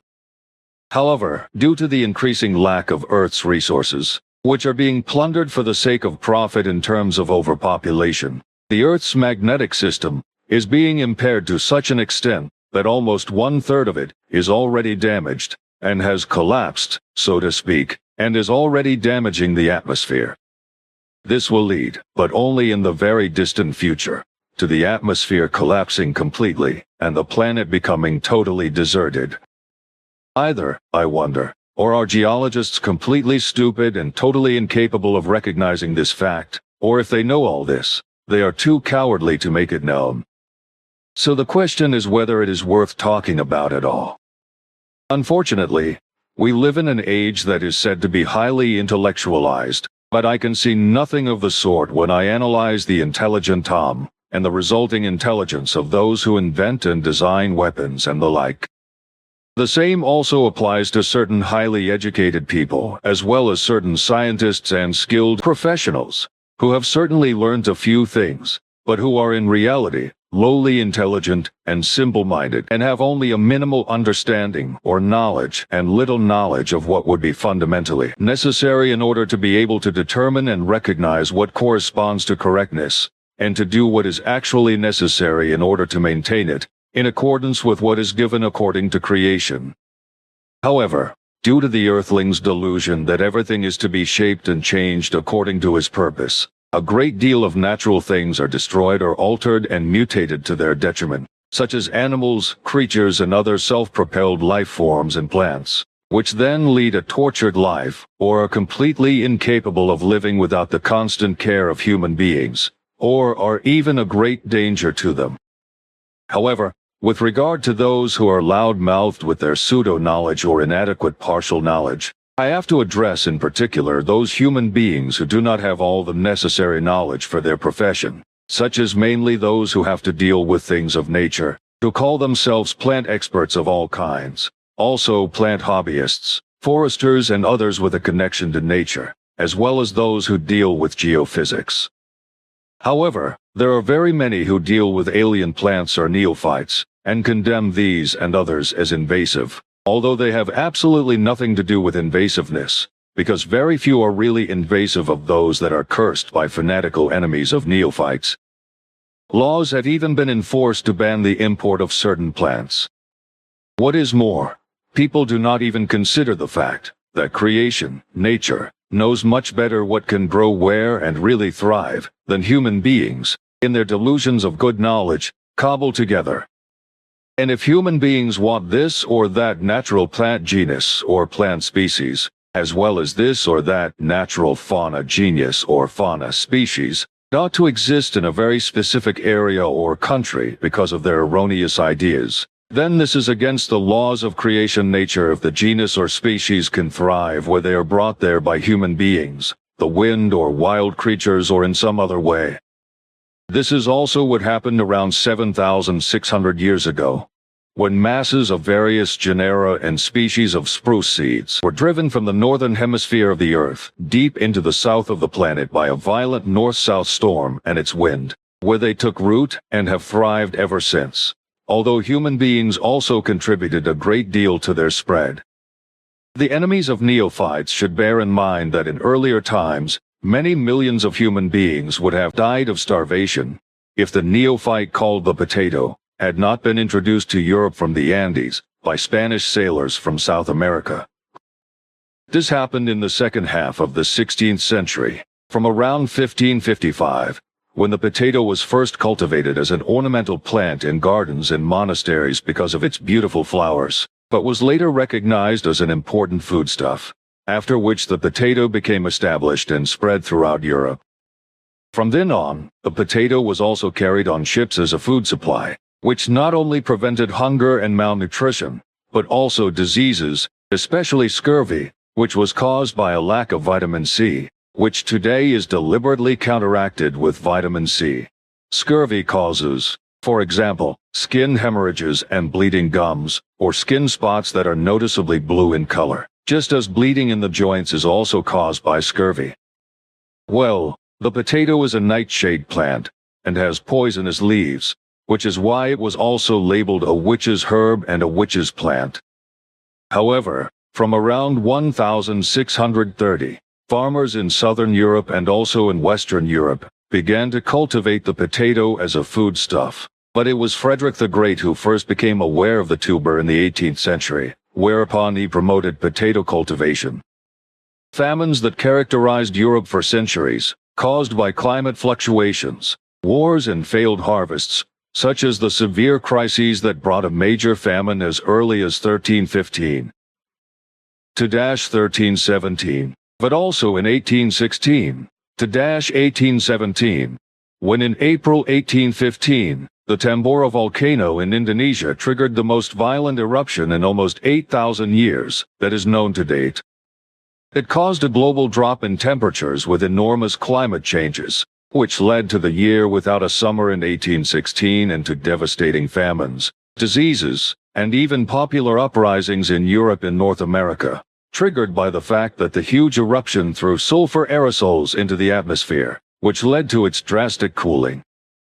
The whole thing was referred to as a volcanic winter, whereby the average global temperature dropped to such an extent that everything led to extreme weather capers, and there was finally a huge snowfall in Europe in June 1816, which is known as the year without a summer, and had such an impact that crops were destroyed in Central Europe and the northeast of the USA, due to biting cold and constant rain, which of course led to the worst famine of the 19th century, and worldwide famine and epidemics.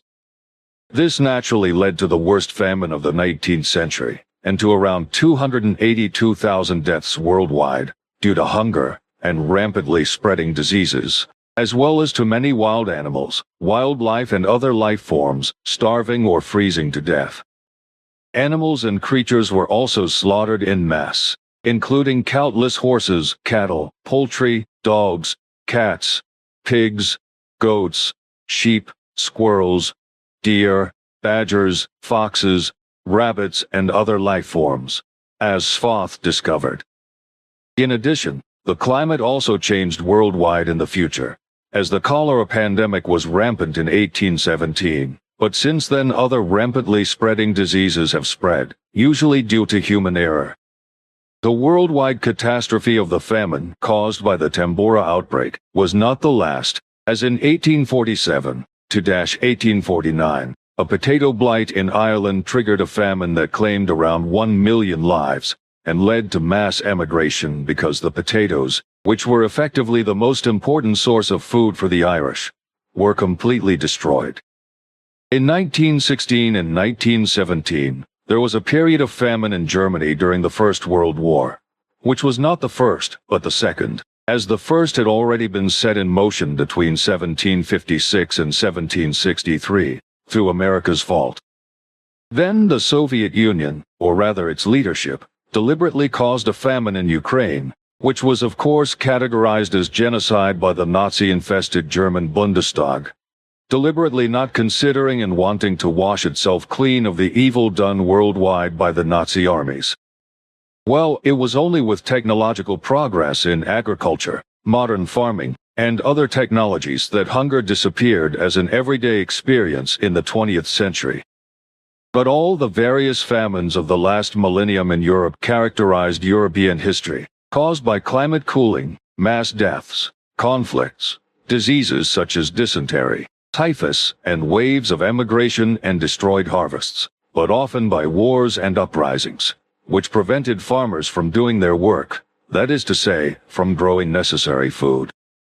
In the modern era, however, climate change will result in the arrival of many foreign genera and species over the next few centuries, namely neozoa in the fauna and neophytes in the flora, which will naturally invade Europe and become established.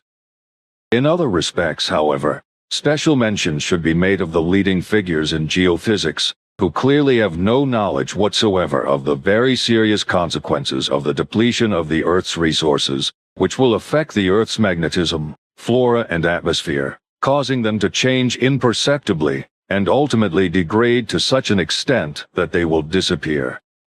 Due to some kind of resentment of inferiority towards ignorance and all the effects of reality in its truth regarding the Earth's geophysical processes, they stand like donkeys in front of the mountain, without realizing what is actually happening to the planet. Like the ignorant human beings who have no knowledge of geophysics, this is the same for geophysicists, who obviously have no idea of what is really going on in and on the planet. Consequently, science cannot explain the whole thing, even halfway sensibly. But it would be urgently necessary to fathom the whole thing, and to explain it accurately and correctly to the overmass of humanity, which is slowly destroying the planet and its magnetic fields through its machinations of robbing the Earth's resources, as Foth explained to me in detail.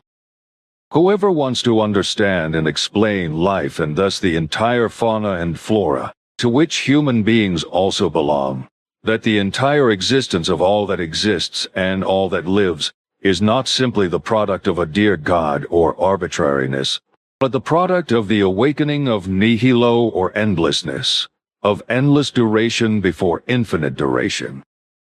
From this the Sein absolutum was formed, from which 6 further forms were formed, and so the whole in the same following order as it is to be called, just as the absolutum levels have arisen from the Sein absolutum, from the highest to the lowest. 1. Sein absolutum 2. Sohar absolutum 3. Super absolutum 4. Creation absolutum 5. Central absolutum 6. Or absolutum 7. Absolute absolutum equals, from which the first 7-fold creations have emerged from the lowest. The 7th and thus the absolute absolutum. Thus also our 7-fold creation with our Dern universe and the 6 other and in each case differently dimensioned universes, one of which is the ANKAR universe, from which you play are and come. And Quetzal. I would also like to say and explain that creation has an extremely large number of energies, but I will only mention the main ones that are important for human beings to know, namely the following: creation generalized energy, creation creating energy, vitalizing creation energy, evolutive creation, life energy creation, element energy, creation imprinting energy, creation conversion energy. Without this knowledge, I think every human being who does not believe in the nonsense of religions will throw in the towel, because without further knowledge, he lacks any clue of a how and why to be able to think about it. because every enlightenment stubbornly needs an effectively correct and true origin. I have been able to realize and experience this myself in the course of my life, while very many other human beings considered many things impossible to explain and clarify, because they lacked all necessary knowledge of the actual causes. For example, there are no causes for religions that have never arisen with regard to faith, because there have never been causes for faith itself, and all those who have devised and invented the lies of faith have also never had a cause for the truth apart from their very confused imagination, fantasy, and their delusions and hypocrisy, which, taken together, can be described not as a cause, but as a thought jumble, confusion, thought chaos, bewilderment, and a thought mishmash, and a thought hodgepodge. However, all of these are not causes, but mental fantasies that are deliberately overlooked by people of faith because they pay homage to their delusions of faith and live according to the erroneous motto, God alone knows the truth, and human beings know nothing at all.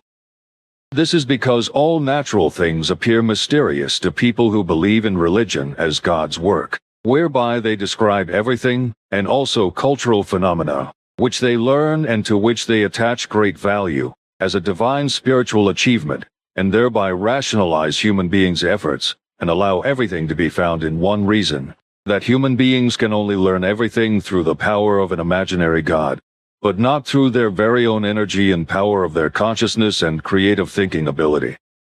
This is really so, just as it is also to be inquired whether Earth humans really become capable of grasping this. But now let us talk about your work.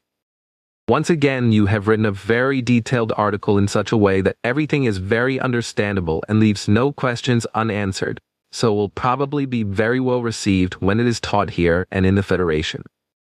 Thank you for everything. Not worth mentioning, because that is my duty. You did have to wait a bit long for the 53 pages that were necessary this time to explain everything correctly, but it really did take a lot of time. It also took me almost 9 hours to answer a question from Elizabeth, which she received from someone, and which I answered the day before yesterday, which resulted in 1.5 pages of writing. Unfortunately, it is not easy to explain something to the teaching in such a way that there are not thousands of questions and lack of understanding. I understand that very well, but what did you have to explain? Well, how can I tell you? It is probably better if I give you to read what I have written and explained. Just a moment, I have it here in the computer. Yes, here. If you want to read it, please, preemptive stores at a Psyche, thoughts, feelings, GEM, ICH-T. The psyche is not an organ, but a product of the thoughts, feelings, and emotions of human beings. The psyche is not an organ, but a so-called state that human beings create solely with their thoughts. Through his thoughts, he also creates his feelings and emotions, and thus generates the so-called psyche state, which in truth is nothing other than the state of his world of thoughts, whereby he has the possibility to shape and mold these in a positive or negative way. As a result, life is also lived in a positive or negative wise. If this is done in a positive wise, then the human being is mentally healthy and lively, as is generally said. If, however, thoughts are conducted in the opposite, negative wise, then a state of mental illness or mental sickness, as this state is also called, is inevitable. The psyche as such does not exist in any way, but the whole is only a negative or positive state of thought, from which the human being's emotional world and emotions are formed, out of which an emerging moral behavior and other forms of behavior are formed, which have been formed in the character according to one's own self-education, and thus result from autodidactism, and thus in a negative or positive wise, and thus as a state and effect of the world of thought. And this takes place according to the self-formed character, which the human being forms and molds negatively or positively throughout his life, through his personal education, because every human being educates himself, and cannot possibly be educated by other human beings. Each person effectively determines, through his own world of thoughts, and absolutely alone, what he wants to accept, retain, and how he wants to educate and mold his character, which he actually does on his own, what he actually acquires in his character. This also determines his thoughts, and therefore his entire world of thoughts, which, as I said, gives rise to the feelings and emotions. The human being naturally perceives these personally, but as a rule does not think about them further, but simply acts and behaves in accordance with what they dictate. In this way, he transfers everything mentally, emotionally and emotionally to the environment, in whatever wise he chooses in the positive or negative character he has formed for himself. From the thoughts, feelings and emotions emerge not only the values and unvalues embedded in the character through self-education, as well as the morals, motivations and general behavior, but also the state of Gemut, which in turn, contrary to every false teaching that this can only correspond to the wholly positive, can also correspond to the positive as well as the negative. The Gemut can therefore also be abnormal, which means that it can degenerate or ausarten in a positive or negative way. The experts who call themselves psychiatrists and also claim that the term Gemut is untranslatable are, however, correct in saying that thoughts, feelings, and emotions are fundamental to the development of the Gemut. So this is correct, but it also includes the motivations arising from emotions and, in general, all strivings or cognitions, and therefore all information processing abilities of the brain's mental processes. The whole of truly true-to-life thinking, feelings and emotions can always be positive or negative, and consequently also all kinds and wise motivations that arise from emotions, such as motivations, behavior, and Gemut. Great and noble values of the human world of thought are absolutely fundamental to information processing. And so thinking that corresponds to reality and the truth, whereby all illusory thinking must be excluded, is of the utmost importance, as are remembering, creativity and learning, as well as planning, problem-solving and perception, and, as I said, grasping reality and recognizing its truth. The human being's thinking encompasses and enables him to recognize the environment in its reality, to grasp and understand it in its truth, and to react to it logically. They are fundamental to all mental activities, from simple attention to complex and difficult thought processes. Everything must be painstakingly developed by human beings over the course of their lives, through thinking and experience, and this is something that must be constantly trained. It must also be strictly observed that with regard to the Gemut, all sensations and moods and absolutely every inner experience of the human being's physical consciousness are of significant importance. Everything in every wise working in human beings is possible solely through the all-energizing creation energy, also the working of the evolutionary creation life energy. As a result, in this way, through the evolutionary energy in their consciousness, respectively their unconscious, everything positive from the physical subconscious, and really only the effectively positive of the knowledge acquired through the physical consciousness, is stored in their own subconscious. This in order to then really only release everything positive at the given time, as a very important evolutionary part into the unconscious of the creation life energy block of consciousness. Consequently, it can be said with an absolutely clear conscience and understanding that the Gemut is creation-related, also when it is first developed by human beings, through reason and rationality, through their physical consciousness, and transferred via their physical subconscious into the unconscious of the creation life energy for storage. This effectively has nothing to do with the heresy of the Dominican philosopher and theologian Meister Eckhard von Hohenheim, who lived from around 1260 to 1330, and who was ultimately accused of being a heretic, but died before he could be executed. The human being's raw material is always his world of thought, which he generates himself and expresses through his self-educated character, his mind, his reason, and his behavior, both towards himself and towards his environment. It is always the world of thoughts of human beings in the positive or negative, just as the human being generates and controls this personally within himself. In this respect, there are fundamental energies and forces that are generated and become effective through thoughts, but which in their origin can only come about purely through creation energy, in such a wise that everything physical, that is to say, the entire body and its organs, as well as everything and everything that belongs to it, is only brought to life through the vitalizing creation energy. This, while progress and further development is only possible through the evolutionary creation life energy through constant learning. Consequently, these two forms of creation energy, which belong together completely and therefore inseparably and cooperate with each other, are the ultimate of all existence. The mind is the overall product of thoughts, feelings, and emotions. The human being can control these in the form of motivations and moods, etc., personally and always according to his very own will, to his thoughts absolutely voluntarily, by which he does this according to the value or unvalue of the character he has formed through self-education, both positively and negatively. And this is then the state that the human being has established and formed for himself in the negative or positive, and which allows him to remain in his nature as he is, until everything comes to fruition, or is changed in life. Fundamentally, however, creational energy is responsible for everything and anything, without which the human being cannot think, do, speak, or use anything. Thus his world of thoughts, feelings, and emotions, and thus his mind, and every deed, and action, as well as every behavior, and everything and anything, only function through the enlivening creation energy, and the evolutionary creation life energy.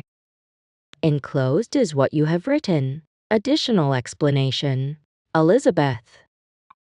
In the unconscious of the creational consciousness of the creational life energy form, only the completely neutral positively balanced vibrations of sensation from the mind are absorbed and utilized evolutionarily through transformation.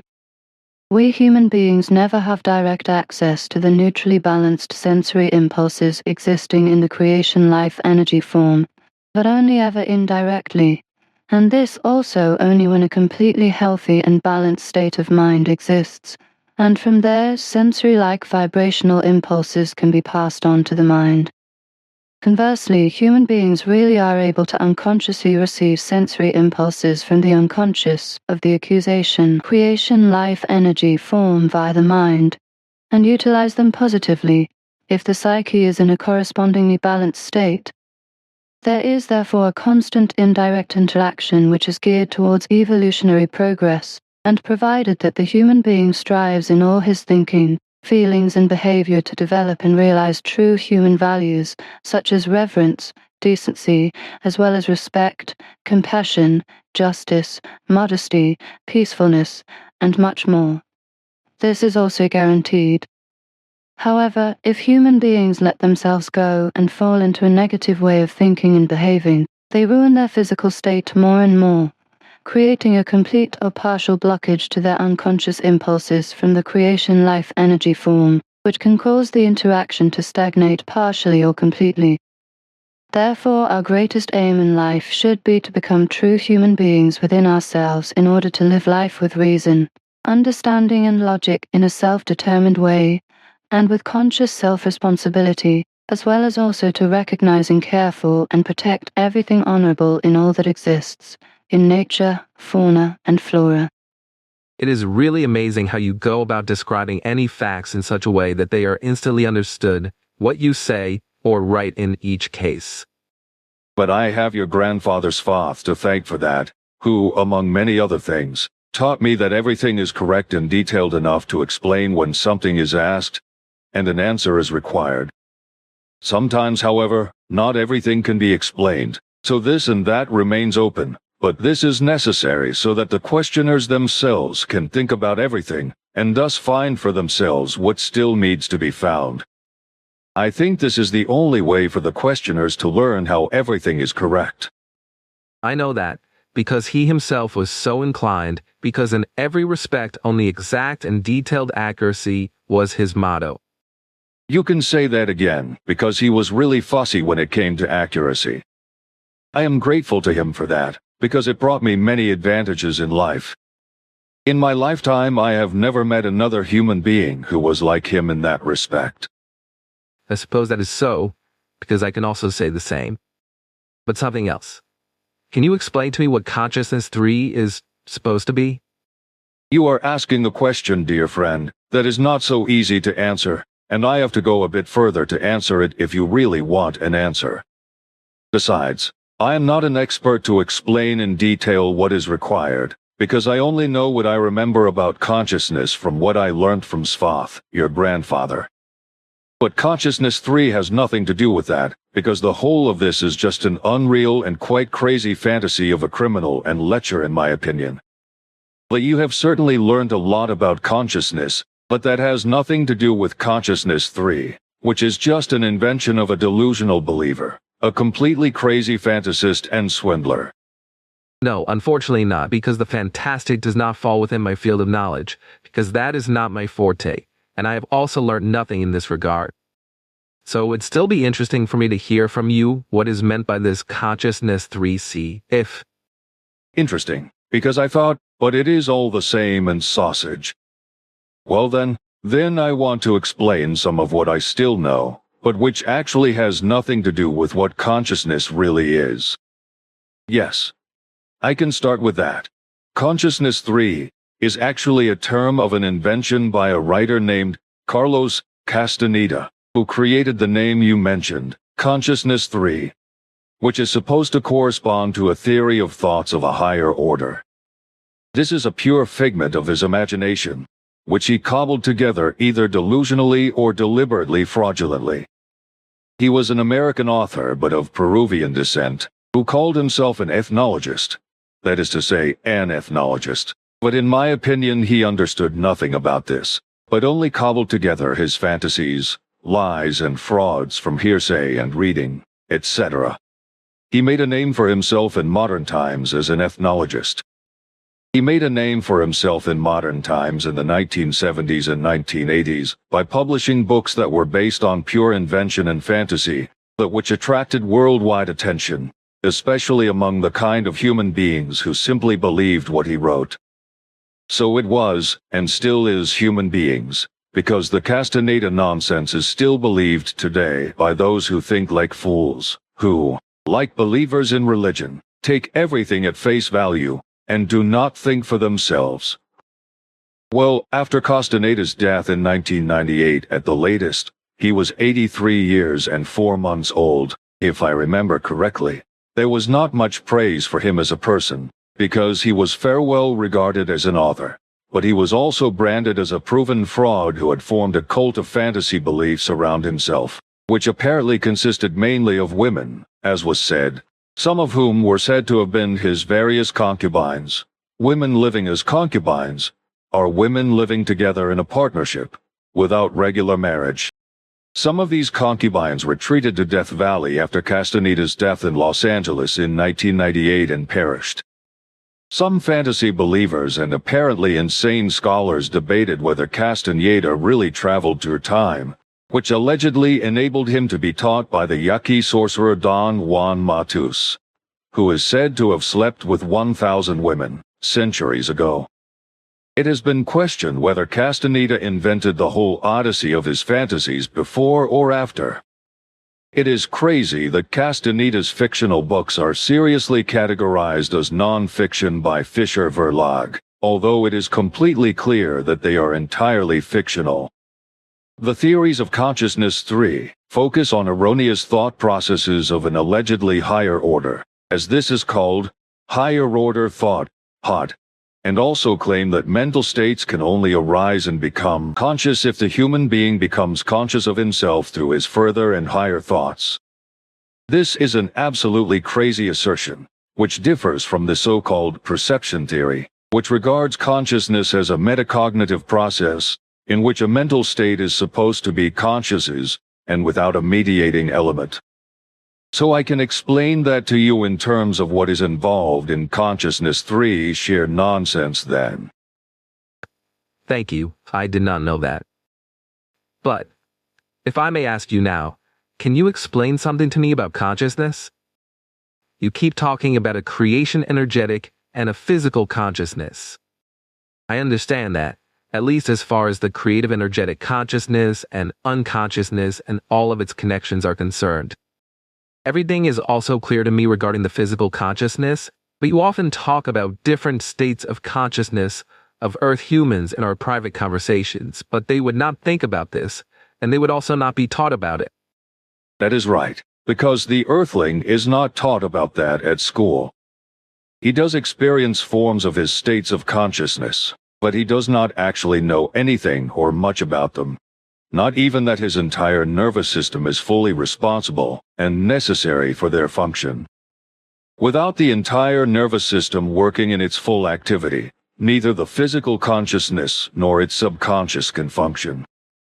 However, the entire function of the nervous system is dependent on the vitalizing creation energy, through which the body and all its organs and, in general, the most important thing, namely the brain, in whose thalamus the creation energy is fundamentally arranged and from which it works, is first and foremost animated. The thalamus therefore contains the consciousness of creation energy and its unconscious, whereby it comprises the largest part of the diencephalon, and if I may say so, is actually the factor that is also called the gateway to consciousnesses or something similar. This is primarily responsible for instantly separating all sensory stimuli and physical reflexes according to their value and forwarding what is useful to the cerebral cortex. And of course, if I may say so, the thalamus is also responsible for attention and the correct functioning of the thinking function, feelings, emotions, and the mind, as well as decision-making and action. It is also responsible for the wake-sleep rhythm, the ability to react in various other functions.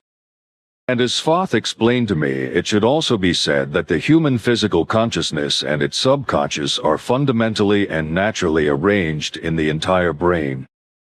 As I remember Svoth's explanations, the whole thing consists of a network of the entire cortex or cerebral cortex, but together with the frontal lobe and temporal lobe, as a result of which, it is practically distributed throughout the brain, and not centered in one place, and is actually present throughout the brain. However, the activity of the conscious mind and its subconscious can only function through the activity of the nervous system, which in turn only functions through the all-energizing creation energy that animates the whole body, and its organs and everything in general.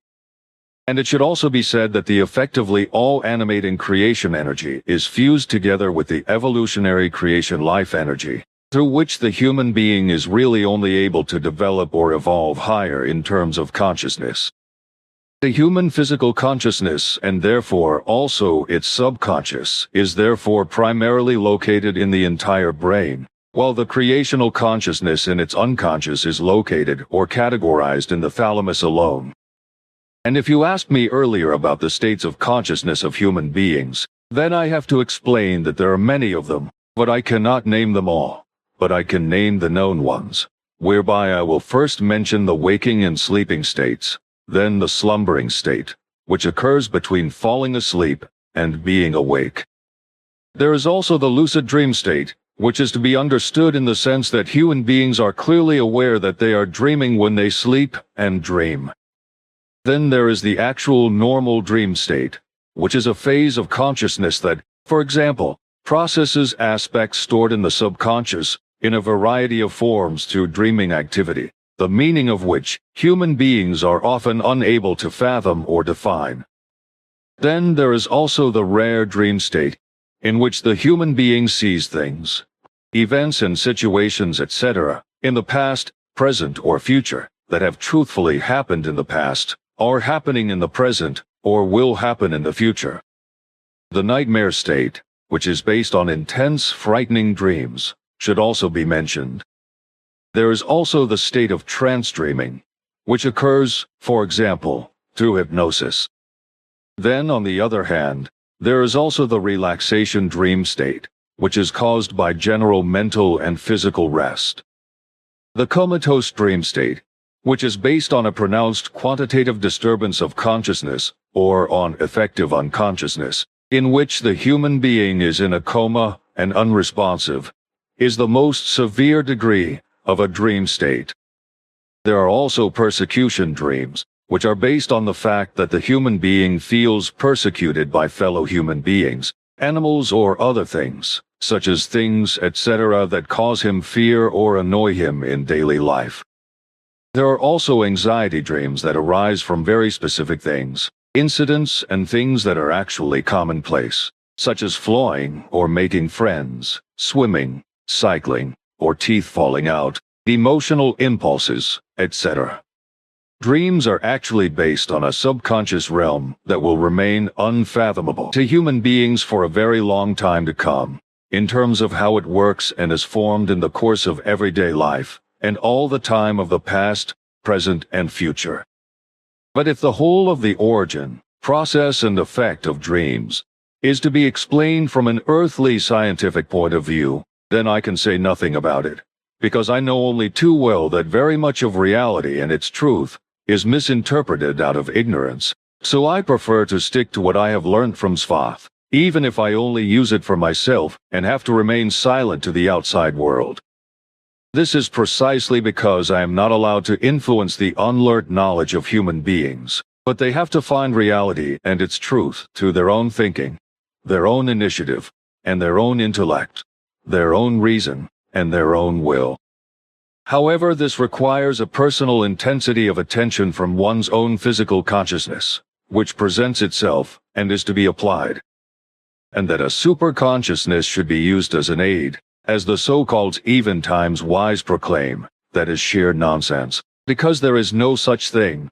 There is only logic all around, that is to say the structure, the form and the law of logical thinking, thus that which makes use of the strict, the formal, and the logical nature of thinking.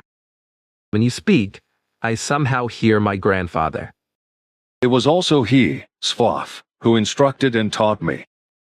Of course, I know that, but it is still always amazing to me. Sometimes I wish that I could also have been taught and instructed by him. But unfortunately, I was denied that. But that should not annoy you, but be satisfied with what you can call your own, precisely what you have learnt, and you are yourself in dignity and honor as a result. When I think that there is probably no human being here on our planet Earth who can hold a candle to you in this respect, as we say, then you can rate yourself of, which means that you stand far above all earthlings, with the value of your personality and your knowledge. You do not speak of Hogwash. It really is. And that is the truth I guess you have to swallow, and whether you like it or not. Then I will keep quiet. Good. That is also correct. Good. Good. Is really already good, 'cause I understood quite well what you did not want to hear. That is good, really good, because not even the goss of the loudmouthed ruling earthlings even come close to your personality being, because all of them are not only letskfaderati, and therefore really stupid headsick idiots, who according to the Duden are called troublemaking, or incomprehension-causing foolish human beings, but in the vernacular, are called imbeciles, and generally also morons and fools. The term used to mean that an idiot was a clodpure, a jolterpate, muddlepate, rattlepate, and shallowpate, or simply a fool or stubhead. However, there are many other meanings for idiot, but no one can be condemned as a mental patient or anything like that. Originally, the term came from ancient Greek and meant something like private person or simple man, but over the centuries or millennia, it became a Schlotterleague, or word of insult and abuse. The majority of Europe's rulers are not only completely primitive Nazi-minded and warmongers without equal, but also brainless, biased and stupid idiots who are supplying weapons to Zelensky in Ukraine, thereby ensuring that the war continues. All of them, especially in Germany and the EU dictatorship, are the ringleaders and the most important warmongers and lowly intelligent and simple-minded idiots at the highest level of state leadership, as well as white-haired women and men who are not top officials, who are so lowly intelligent and simple-minded that they believe, as delusional believers, that if they pump many millions of money and vast amounts of weapons into Ukraine, and to the warmonger Zelensky, they could end the war in favor of Ukraine or Zelensky. The fact that the American and completely irresponsible dictator Trump is adding his affirmative mustard to this, is a blow to the stupidity of the European useless Nazi-like and warmongering government idiots, whose barrel of idiocy not only has the bottom, but also the top, so that every stupidity, idiocy, and lowly intelligent and simple-minded stupidity can run unchecked and cause immense and irreparable damage and disaster. The rulers of Europe and the US dictator, who I suspect is somehow sick in the head and not clear and sensible anyway, are so bean-stupid in their sham thinking that they are unable to recognize that they have adopted their incitement and hatred of Russia through the calculation of America's state leaders, who have been out to devour the whole world and bring it under America's thumb since its foundation in 1776. The majority of Europe's rulers, and indeed of all states, which is thoroughly afflicted with Nazi thinking and behavior as well as pure low intelligence in character, cannot even think enough in sheer cowardice to do anything useful against the American hegemonic mania that is blatantly spreading throughout the world. These rulers cowardly swallow all injustice from America, especially now from dictator Trump, who sees himself as a world dictator and is accepted without resistance by the majority of cowards, loudmouths and lowly intelligent sections of the peoples of all states in the world, and is even sneaked up his stinking arse with high praise. His obsession with dominating the whole world, initially by trying to take over the countries from the far north to the lowest tip of Argentina as Greater America, is for the time being just a further advance of America's hegemonic mania, to be followed by the Great American Empire, which will encompass the whole world as its goal. Many of those who are friendly to him in their low intelligence, who sneak up this American dictator's stinking arse and support him in his insane actions, are directed against those who smell a rat and by no means agree with everything this dictator does. As I already know from Semyaze, you player and endeavor to get to the bottom of the powerful, or the leaders of the state in terms of their mindset, the application of their logic, their intellect, and their reason, person by person.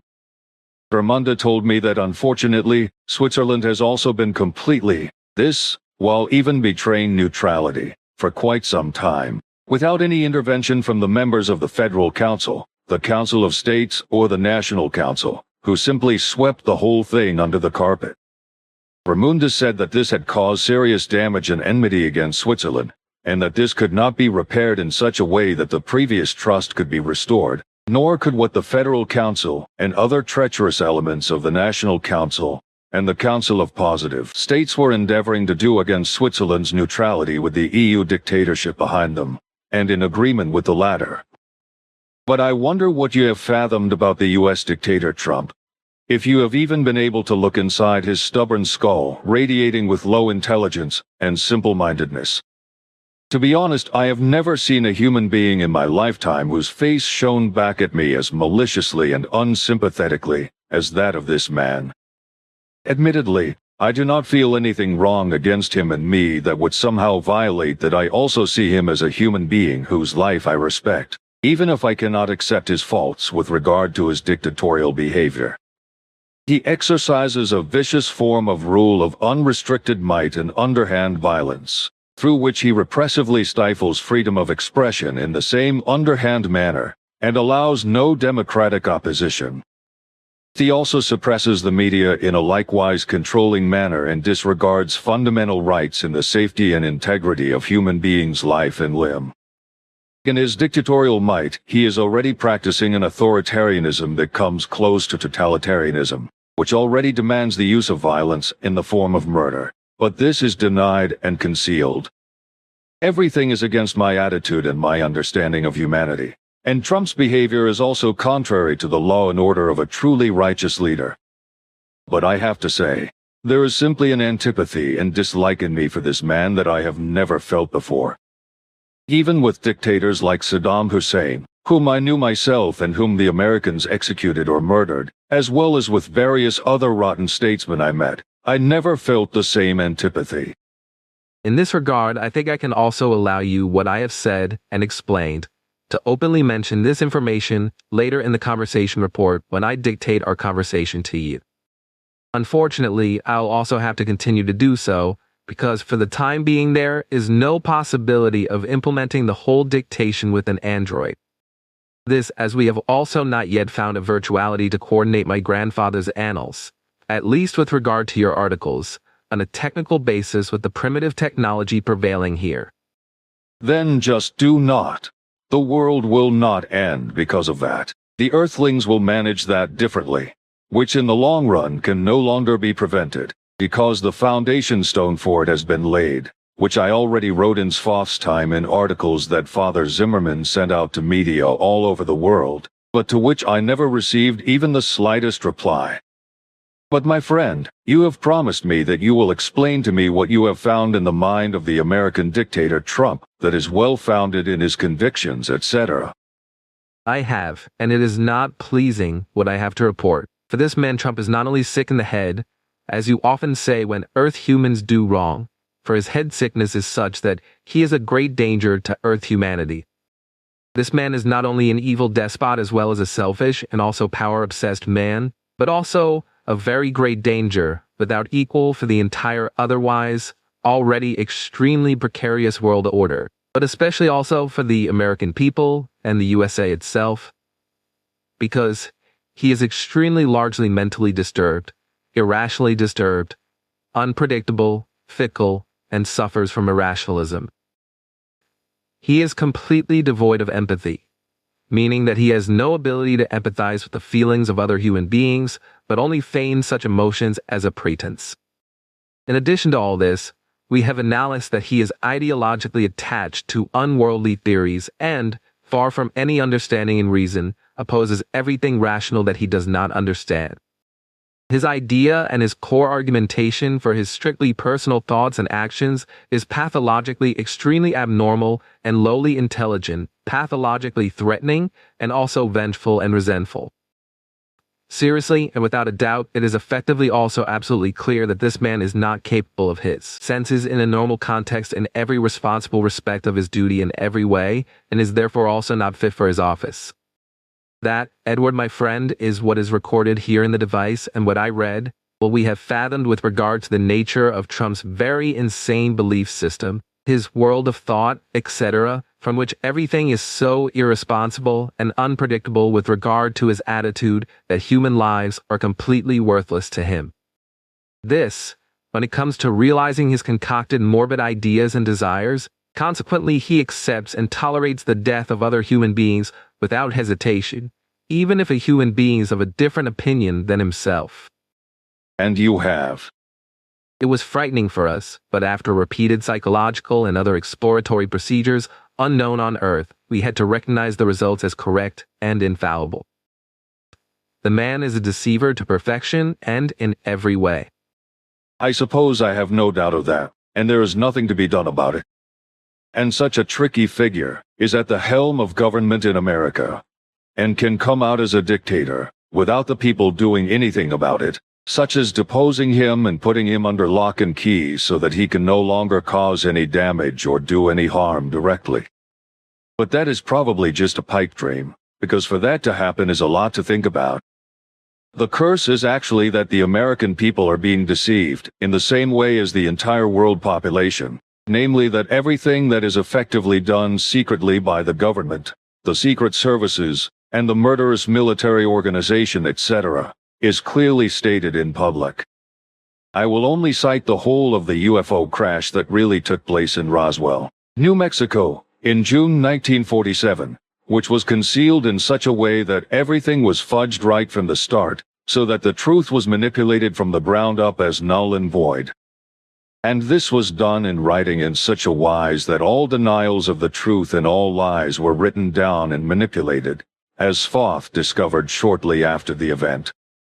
Thus the incident and everything that followed was recorded from the very beginning in every form against all truth, lying and deceitful through writing, and also lying statements, lying claims and deceit.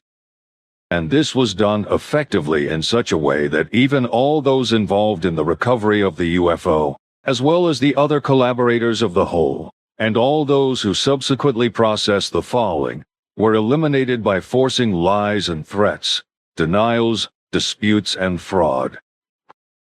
The every precise clarifications and clarification of the truth, that then took place and still take place later, and repeatedly, either really or also allegedly, inevitably come to nothing, meaning that the truth can never be proven. This, as well as the fact that due to the multiple crashes of UFOs of those who have traveled far away and various states since then, perhaps with full intent, their futuristic technology has been precisely researched by earthly experts and has already been successfully implemented in some cases, especially of course with regard to weapons and destructive devices, as you told me a long time ago, as Ptah himself also said. In addition, artificial intelligence has been invented, which now already largely determines the lives of human beings on Earth, as certainly also the administrations of the authorities, organizations, the post office, banks, companies, corporations, television, and even religions. And as I know, pictorial and verbal digital personality animations are already being used on computer and television screens and in laptops, with little or no way of determining whether it is real or animation. But that is not all, because machine people are already on the move among the population, without the real and genuine human beings being able to recognize that they are actually just machines, robots, and not real human beings. Although they are still only machines that are indistinguishable, or difficult to distinguish from real human beings, and are also remote-controlled, and prototypes, just as they are not yet self-thinking or self-acting androids. Time is not standing still. And those human beings are to be pitied who have not yet realized that the whole of humanity is already being partially managed and controlled by artificial intelligence or AI, and also partially deprived of personal freedom. But they do not care, least of all that behind this are the authorities, banks, corporations, the leadership of the military, and many other murderous organizations, which are already restricting the personal freedom of all citizens, and even taking it away completely over time. The indifference, stupidity, lack of interest and irresponsibility etc. of the majority of Earth humans is already so advanced that they allow themselves to be lied to about many things, and are indoctrinated to believe that this and that will make their lives easier, such as the nature of credit card use, which ultimately completely prohibits every citizen from owning and paying in cash. This, as the deprivation of freedom of the citizenry also progresses to such an extent that they are controlled almost to the death everywhere via cameras and by informers from the citizenry, neighborhoods, and also by official supervisors and security agencies. If this serves the purpose of effective security, for example, if there is a danger to life, then there is nothing wrong with it, because it also has nothing to do with depriving human beings of their freedom. Otherwise, however, everything that the huge masses of the majority of humanity carelessly afford themselves through low intelligence, indifference and irresponsibility, as a relief and help for their existence in life, is ultimately determined from above to completely prevent the freedom of the individual human being, and cause him to lose it. The fact that they are constantly under more and more control and surveillance has nothing to do with the fact that order should prevail, and security should be guaranteed, and that nothing crooked or wrong should also arise politically as a result. On the contrary, everything is being controlled against the will of the people to such an extent that human beings are becoming increasingly unfree as a result of uninterrupted surveillance, and can ultimately no longer be safe from controls, even when they indulge in pure intimate pleasures. And just as personal freedom of any kind is slowly but surely going down the drain, because human beings are indifferently putting up with more and more control, what is called democracy is also disappearing, not only politically, but also privately. Akim, for example, has written the following short article on this subject. Mediocre HQ car. Democracy is not given to human beings as a gift. The human beings of the earthly nations are deeply influenced by religion and authority and expect leadership, redemption, and salvation from outside or from figures of light that cannot be found in politics, religion, the military, the economy, the clergy, etc. They should finally realize that true democracy is not laid in their laps. They should finally realize that true democracy will not be handed to them, but that they themselves must take the initiative and act responsibly and consciously.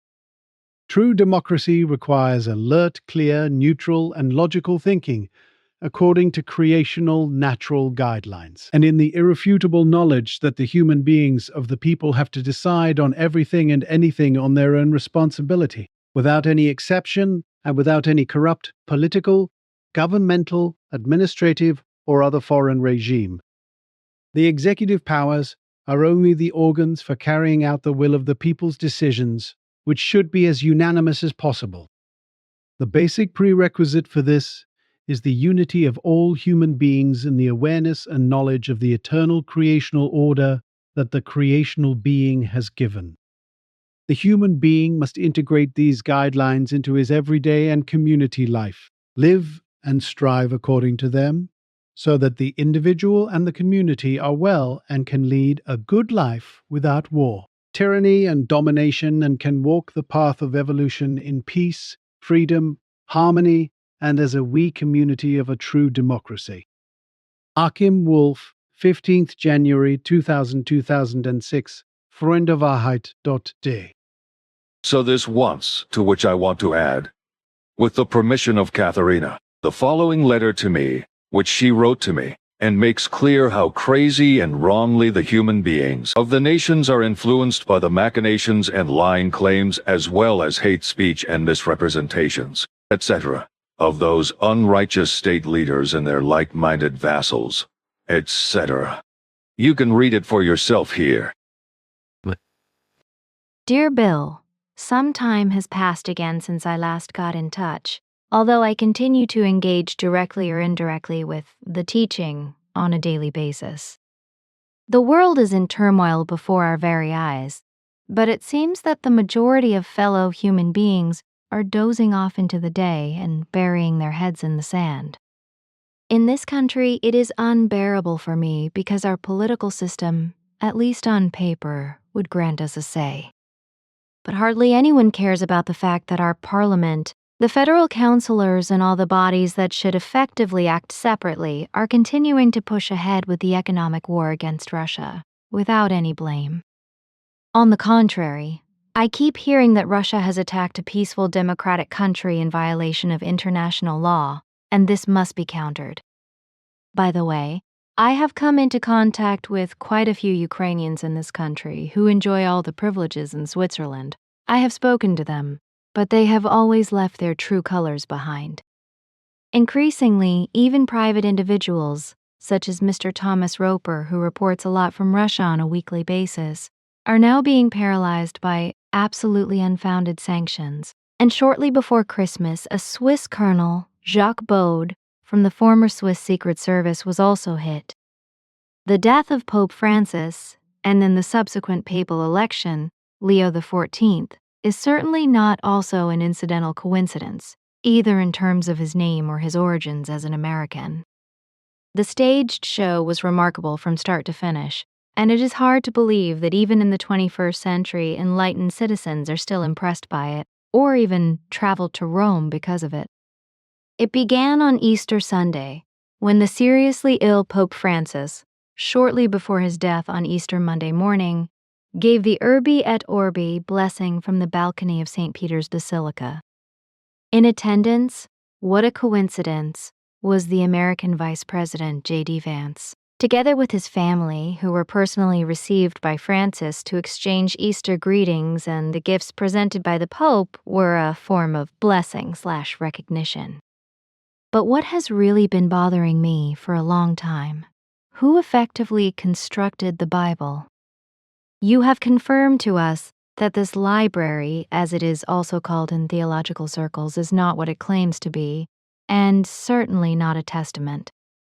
Nevertheless, for me, the Bible remains a mystery, because there is effectively a lot of prophecy in it that cannot be dismissed out of hand. John, for example, was a Bible expert in a way that is hard to imagine. He could find practically any text in a short space of time, and often even reproduce it verbatim from memory. That is why he naturally realized spontaneously, especially in OM, that there was a lot there that he had long been familiar with from the Bible. But in OM, it is creation-orientated, constructive, life-enhancing, and. That is the new and phenomenal aspect of Nocademian's teaching, for which the heralds before you, and also you yourself, have already taken on much suffering in order to free humanity from its shackles. On the Bible, the Reformers already agreed that prophetic passages, especially the images in Revelation 13:1-18, and also the images in the book of Daniel, strongly point to the papacy 666. My Catholic colleague in the parish office, a marvelous TP who could point out a few things to me, explained to me why the Bible is kept away from the people in Catholicism, and Mary is more important than Jesus. Hardly anyone thinks about that. But the Reformers realize this. After all, Luther had previously had a shocking experience in Rome because of all the pomp and circumstance surrounding the Pope. Unfortunately, Protestantism soon lost its reforming power. Wars, poverty, illiteracy, and much more prevented people from being able to engage with the ideas of the Reformation in depth. This would probably have taken us further than we are today. For this reason alone, last year's papal election did not leave me completely unaffected. The Pope at the time, with whom Luther effectively wanted to debate indulgences and other issues around 1517, and initially presented him with the 95 Theses, was also a Leo X. Of course, this did not suit this all-powerful institution, which had burnt Jan Hus at the stake 100 years earlier, and imagined that this would give it peace from troublemakers. It had to react and keep human beings busy before they could think things through. Ignatius of Loyola, who founded the Jesuits together with 5 fellow students in Paris, and had the order recognized by the Pope in 1540, came at just the right time, and Loyola immediately rose to become the order's general. The organization grew like leaven and nestled into Protestant circles everywhere. They began to found schools, colleges, and above all, universities, and offered all kinds of charitable services, right up to the present day. Charity is the most effective glue to keep human beings dependent and manipulable. This is one of the reasons why I do not like the welfare state, and I also think that the drive for research and invention has suffered greatly as a result. It is proving to be true in this country in front of everyone's eyes. Mr. Blanchet, who hardly ever speaks publicly about an institution in question, said the following on the occasion of the lecture at General Henri Dufour's memorial service. Finally, the majority of the Taksatsung saw no other option but to also defend themselves militarily against this Sonderbund, that is to say, to proceed with a civil war against the 7 cantons. All the other cantons were against the Sonderbund, with Appenzell Innerrhoden and Neuchâtel remaining neutral. Radical forces had even attempted unlawful Freischärens campaigns against Lucerne in 1844 and 1845, but these failed miserably. The main enemy was the Jesuit order. The Tagsatzung therefore decided in 1847 that the Sonderbund had to be dissolved, by force of arms if necessary. Back to my speculation about the authors of the Bible, I would not be surprised if the same T-Pen, who were not unwilling to be glorified and worshipped as gods, were the effective Bible creators. That would somehow make sense. The writing is so compact that it is hard to believe that a few priests could have cobbled it together in conclave. To this day, our school system is also linked to the religion's erroneous teachings. In the heyday of intellectual absorption, children and adolescents are filled with very little valuable knowledge, but with an incredible amount of useless facts, some of them deliberately, or false facts that are instilled in them. Reason and understanding are dampened rather than encouraged. This is another disastrous strategy at work. My general knowledge was also long limited to the primitive, untrue images and historical sequences from my school days. My professional life in the hospital demanded my full attention. It was only when I got to know Johannes, who was able to give me a lot of interesting background information on world history, which unfortunately cannot be found in any official textbook, that I realized how little meaningful the school years leave behind in a young adult. I often talk to young human beings and realize that they have received just as frighteningly little substantial knowledge as I did back then. I have no doubt that children, adolescents, and young adults would absorb Nocodemian's teaching of truth practically with enthusiasm. But already in kindergarten today, it is not a daycare center for nothing, no longer a garden, and later at school, curiosity of wonder is dampened or even prevented. On the occasion of personal visits or in the preliminary discussions for a church activity, I was repeatedly told about the school days, which could hardly be surpassed in similarity. As a child and adolescent, children are afraid to ask a teacher just one question, on the one hand because of their classmates, but also because of the teacher. Hardly any child wants to openly present themselves as a second-class pupil. So it is better to remain ignorant, silent, and obedient. On the contrary, I was able to experience the dynamism and liveliness with which the adolescents participated in my lessons and constantly challenged me. But according to the current chancellor, German adolescents are even supposed to become war-minded. The fact that such statements are accepted by the German people is further proof of how broken our education system is. The NATO teaching mainly desired by Great Britain and America was already dictatorial when it was founded in 1949, USA inside, Soviet Union outside, and Germany at the bottom. It is not for nothing that Germany has only one constitution and is in fact a colony of the USA. Thanks to Johannes, I know that the much vaunted Winston Churchill also contributed to the world wars. As a journalist in the Second Boer War, he was obviously fascinated by acts of war. Great Britain could not stand the economic rise of Germany, and the Victorian monarchy increasingly lost its strength after the death of the monarch. Kinship was an additional factor. The two cousins, the German emperor and the English king, were opposing characters. The two preceding Boer Wars in South Africa were of great importance, partly because the German emperor was against the Boer War and wanted to prevent it. Incidentally, I vaguely remember reading in one of the contact reports that Sfath had some kind of contact with the then German Kaiser Wilhelm II. I think it was about the Boer Wars. Unfortunately, I can no longer find the passage. The warmongers, however, wanted to share in the gold treasure they had discovered in South Africa and feared that Germany might outstrip them.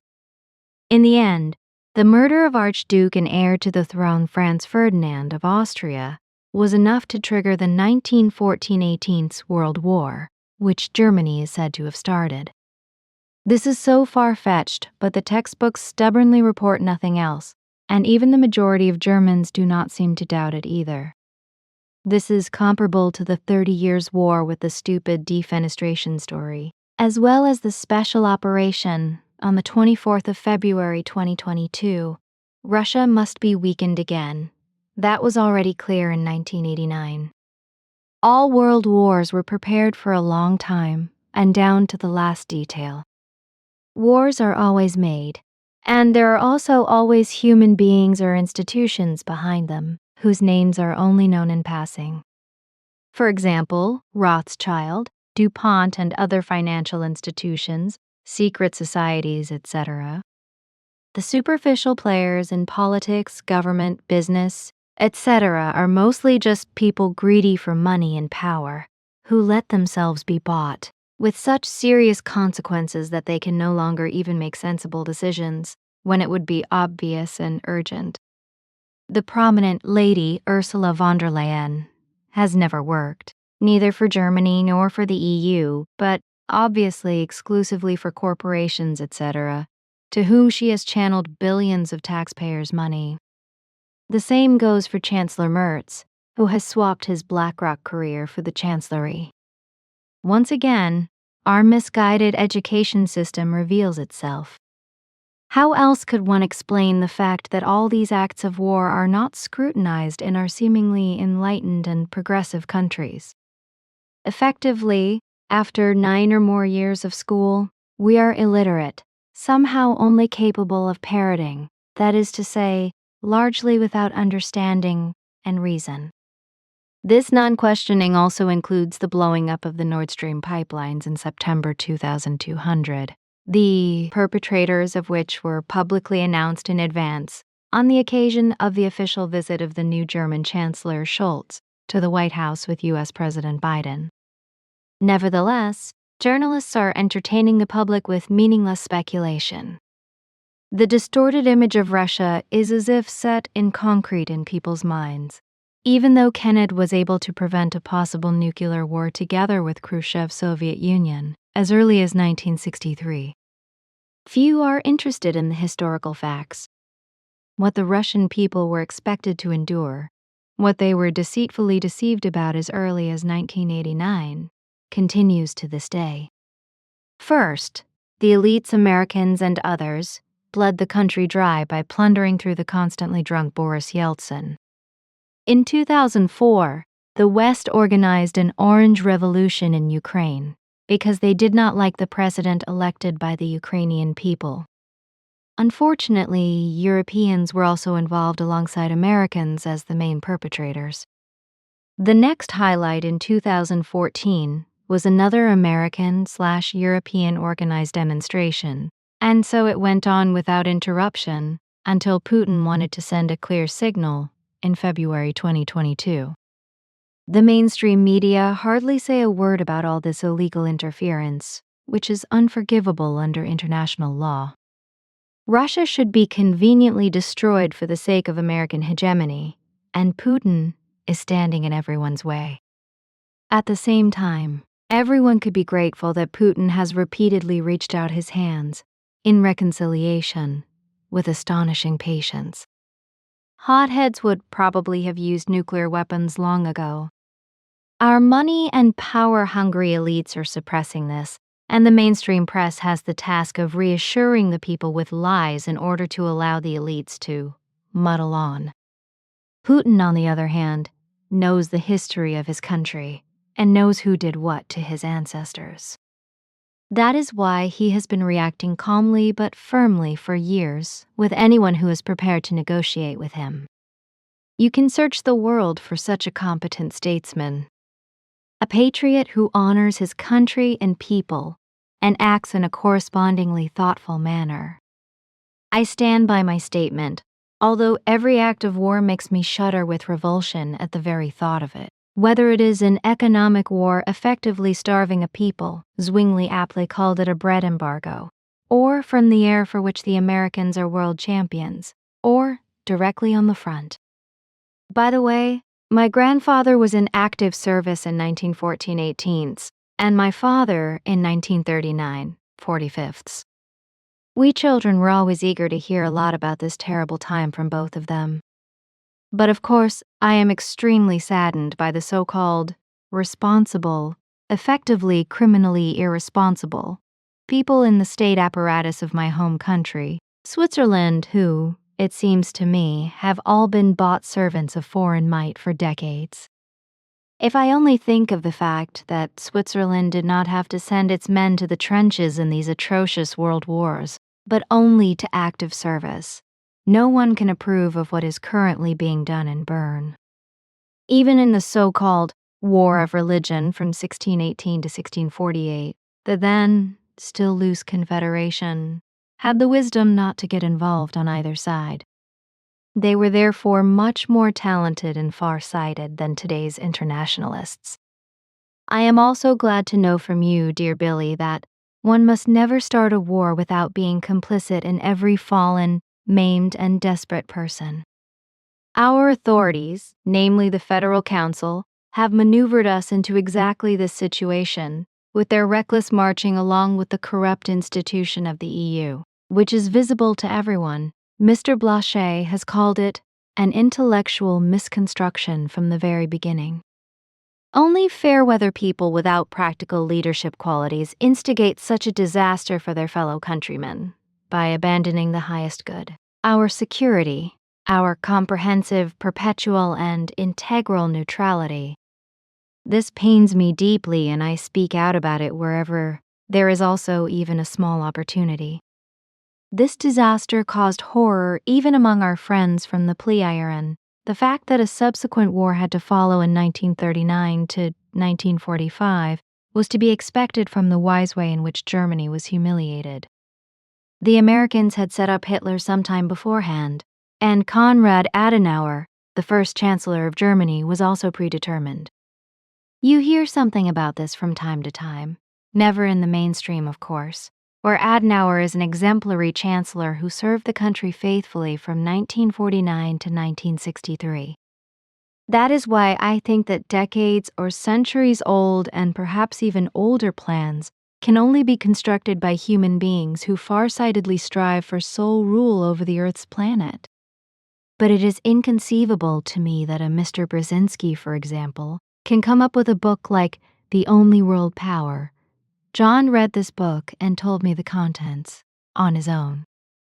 The citizens of the world have been completely trapped in a spider's web for an infinitely long time. It can almost only be wire pullers from secret societies, lodges, etc., together with the city-state of the Vatican City who control the destiny this planned. Strategy probably also includes the massive overpopulation and, above all, the incomprehensible mixing of countries with totally alien human beings who never intend to integrate. As a result, we Earth humans are increasingly close to dumbing down and will soon become obedient zombies. All this worries me. It was not for nothing that you, dear Billy, as an adolescent in the years when I was born, warned governments of the consequences and outlined sensible and feasible ways forward. The fact that in the 1980s, if I remember correctly, the Americans of the J. Carter and R. Reagan administrations respectively once again arrogantly rejected the Pleiaren's offer, with your mediation certainly leaves everyone who knows about it with profound incomprehension, fear, and, above all, sadness. Unfortunately, one must assume that probably every president since the founding of the United States of America in 1776 has never been able to make independent decisions. Kennedy, who tried, paid for it directly with his life. It is significant that first Great Britain, and then America, where mainly emigrants from England and Europe have settled, are extremely and ruthlessly hegemonic. Their writings, books, and the contact reports convey much by which a new personality would have to be slowly but steadily introduced at an early age. I assume that this is a matter of course with other humanities, especially of course with the Pleiaren. On our Earth, it is so sad because the majority often cannot recognize an effective meaning to life. This seems to me to be an additional elementary reason why our humanity is going round in circles. As long as the true meaning and purpose of life does not become an absolute certainty for the individual, the widespread hopelessness of many Earthlings can hardly disappear. The laws of creation are being lost in this excessive and criminal overpopulation anyway. You can hardly really observe anything natural anymore, because everything is increasingly being covered in concrete. Now I have once again told you a few things that unfortunately often bother me a lot. Finally, I have a question for you, dear Billy. Perhaps we have told you that we traveled to the north of the Philippines sporadically from 1992 to 2015 in order to set up a garden project together with the local people. We got to know the people in a way that you could not learn from books, holiday trips, or in an ivory tower. By the way, I can tell you, a former world and human beings researcher of many years' standing, that the Filipinos, especially in the north where we started our garden project, and therefore spent most of our time, are extremely religious people. On the one hand, we found them to be submissive, and on the other, deceitful and even exploitative. A classic mirror image of human beings who shudder before the punishing God and at the same time try to outwit him with tricks. The mountain teaching of Emmanuel, in comparison with the text from Matthew, is underpinned by the selected life stories, which we have combined into compact stories. In 2020, I dictated 7 stories from this treasure. Some things did not go according to plan with the sound engineering. The sound engineer was also very busy with many other projects of his own, and it took until recently for everything to be finalized and ready for sale. The sound engineer suggested offering the 19 CDs for 165 Swiss francs if possible, despite the rather high costs. I am writing all this to you because I would of course be very pleased if you would also offer this complete package for sale in your publishing house. I will of course send you as many packages as you wish to Hinterschmidrudy, free of charge, or have them sent via my brother. And I would like to make as many as you think you can sell available to you absolutely free of charge. The enclosed little booklet is included in the package. I am still extremely grateful that Johannes discovered the Talmud Emmanuel, and at the same time the first contact reports in the National Library. The clear knowledge that Emmanuel actually lived and worked and did not proclaim such distant messages as in the Bible was and remains a liberation, a gift that I would grant to all human beings. Without this more comprehensive view of true life, which you also make available to us through your many writings and books, I would despair of life in the present time, with all this all-around nonsense. I wish you, dear Billy, good health in 2026, and much strength in all the unspeakably abundant work you do for humanity. With the warmest greetings and best wishes from, I remain, Katerina. The letter is well written and also lays out what you have also spoken of on various occasions and thus presents everything as it actually is. Yes, you can say that. But that, Quetzal, is actually all we have talked about once again, even if we had to drag everything out over 2 days because we had to interrupt again and again. But I still do not want to miss out on giving you something to read about the attack on me that happened almost 20 years ago, when Wendell Stevens, he was a lieutenant colonel in the military in America, and I were sitting on the sofa in front of the house when I was shot at from the footpath. At that time, nothing was overgrown with plants, so there was a clear field of fire right down to the house. And I have to say, before this incident I had never actually seen a human being jump up from a sofa and disappear in such a flash as Wendell did, because the whole thing only lasted 3 or 4 seconds, then he had disappeared into the porch of the house, while I was still sitting on the sofa, and could see the shooter running away above the semyaze tree. You can read what Bernadette wrote about it here. Why do you call that tree the semyaze tree? It was, after all, a small, unkempt apple tree that was practically already dead, because the former owners of Hinterschmiederuti not only let all the buildings and the land and the forest rot away, but also the 3 pear trees and 3 apple trees, which were just 338 left to die. At the time, I wanted to see how Semize could shoot with her futuristic weapon.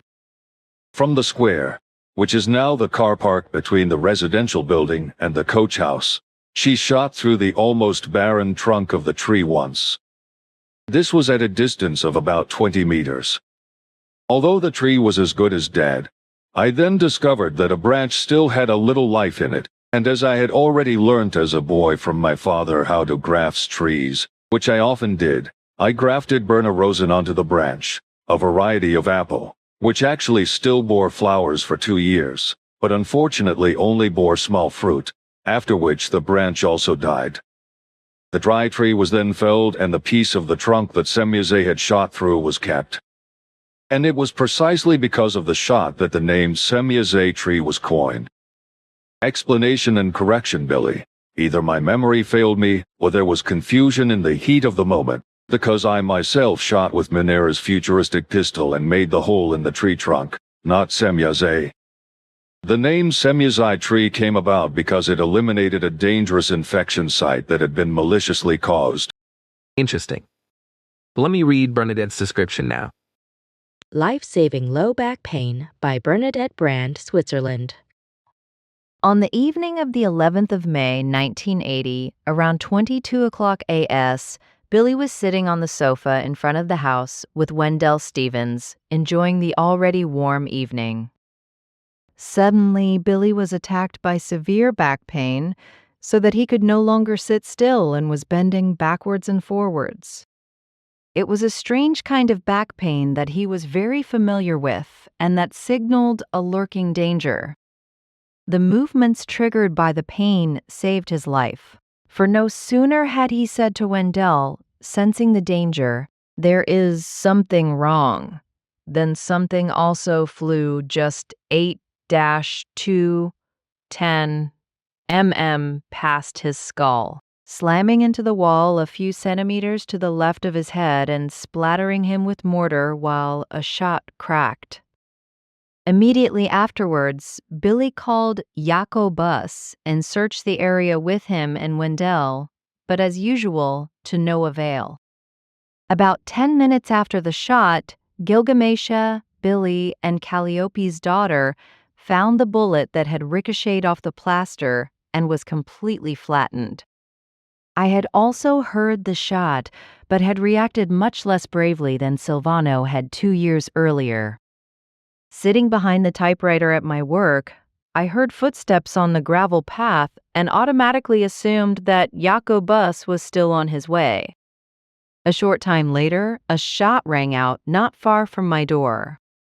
The bang made me jump in my chair, and I stared at the door in horror as it was ripped open and Gilgamesha, then still called Trugel, rushed in and shouted, "Did you hear it too? Someone shot your dad." "Did you also hear that someone had shot at Daddy?"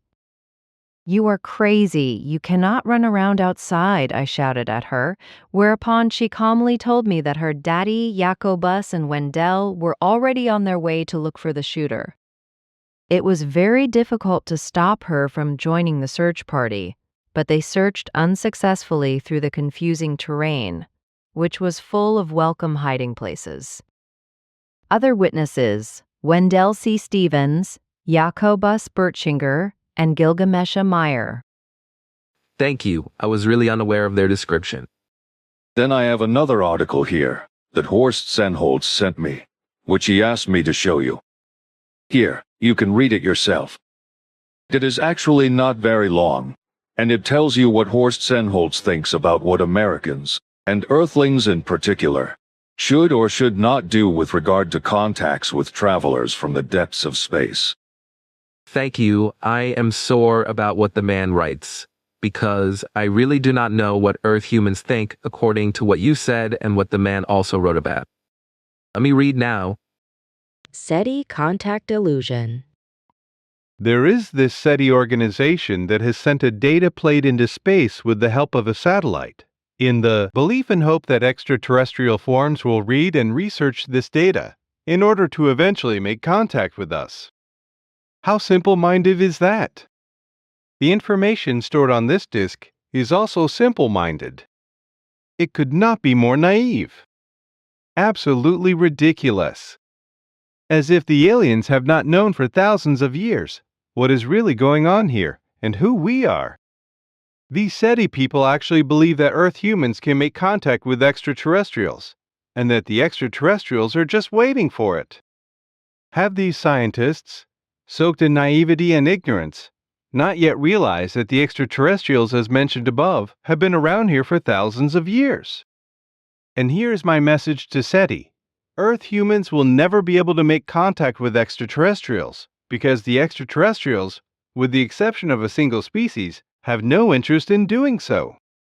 The reasons for this are what should have been on the record. This is our Earth system.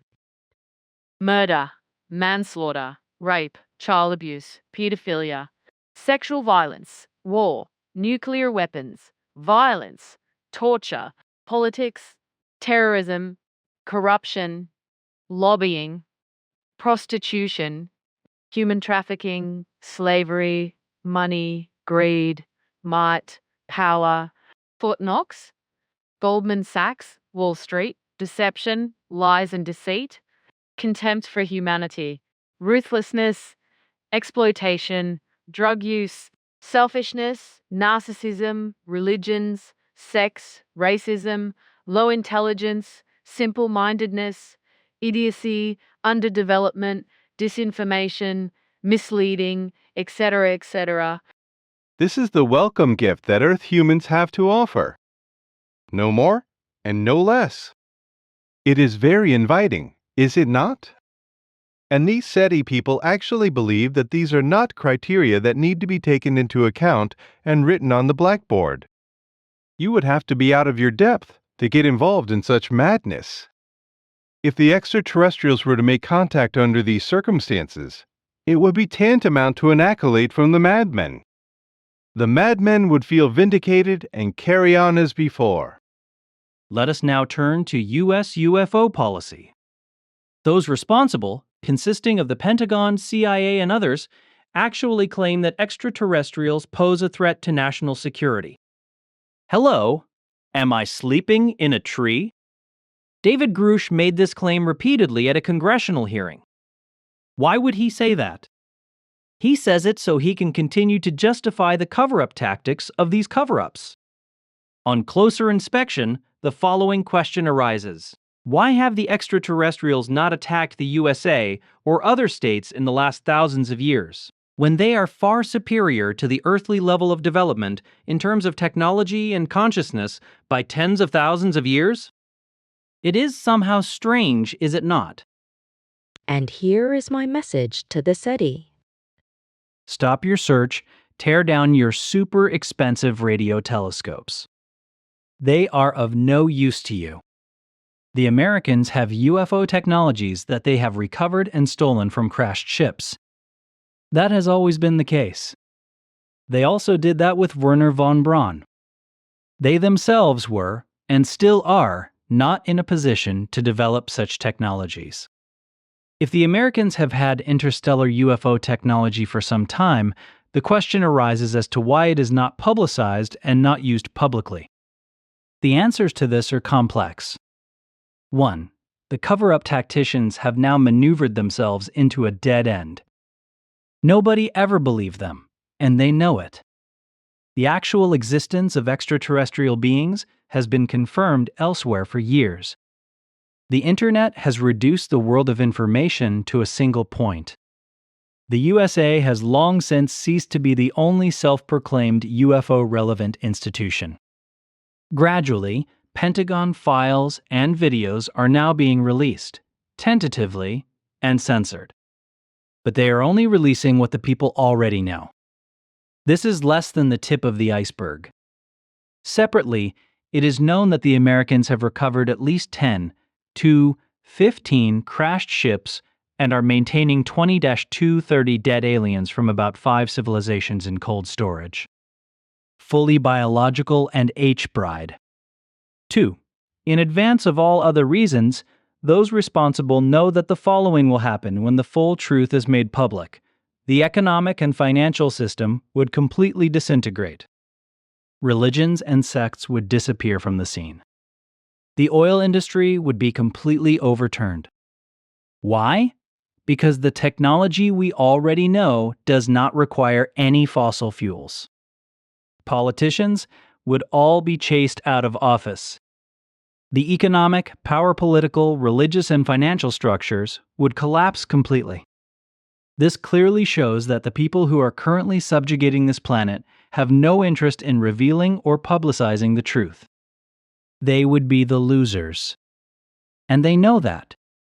That is why they do everything they can to deny the more highly developed extraterrestrial existences. This is the world of the insane, but time ripens the grain. The end of the madmen is a foregone conclusion. And that is something they do not know. Horst D. Senholz, Germany. I do not think there is much comment to be made about what is written here. Whether that is expected, I do not know, because I only gave it to you to read, because I was asked about it. But now, dear friend, I would like to talk to you about something that has been on my mind for some time, but which... Then so be it, and... Sprinkles from the Correspondence 16 by Bernadette Brand. Sprinkles from the Correspondence 16 by Bernadette Brand every now and then I receive an email with a question that I could basically answer briefly and succinctly in 1 or 2 sentences. But then I have the idea of going a little further and explaining it in more detail than absolutely necessary. One such question is the following one, which actually only asks whether the core group members have already considered certain topics and discussed them with each other. Question. I am once again reading in the book Prophecies and Predictions. On pages 50 to 54, there is a rather interesting Patali message note. The sentences are numbered. At first I thought it might be about Trump, but then I noticed the number 19 in the following place note, sentence 25, but already in the 19th he spreads out his murderous clause. Zelensky was elected president in 2019. And before that it says note, also sentence 25, the fruits of evil he first reaps in the 30th year. My thought was whether the Ukraine war could come to an end in this year. It is hard to say, because above in sentence 23, it says, who now gathers like-minded people around him for a period of 8 years. The like-minded people could be the 50 or so states mentioned by Billy, who support Zelensky or Ukraine, and then after 8 years the war comes to an end, in 2030. Further down at sentence 37, it continues, proclaims himself a worshipper of Jesus Christ, etc., etc. This description could well apply to Trump. Perhaps you have also talked or puzzled about this in the core group. It seems to me that this is about these 2 madmen. Also because a little later the comet is mentioned, which is supposed to hit the Earth and drive the wolf Russia back into its den due to the forces of nature. See sentences 55 and 56. I am aware that Billy does not comment on this, but as I said, perhaps you have already thought about it within the core group. I would be interested. Answer. No, we hardly ever talk about predictions and prophecies in the core group, and the reason for that is that it is not good to deal with such things too closely, and that is because we, and by that I mean human beings in general, generally cannot deal with predictions and prophecies sensibly.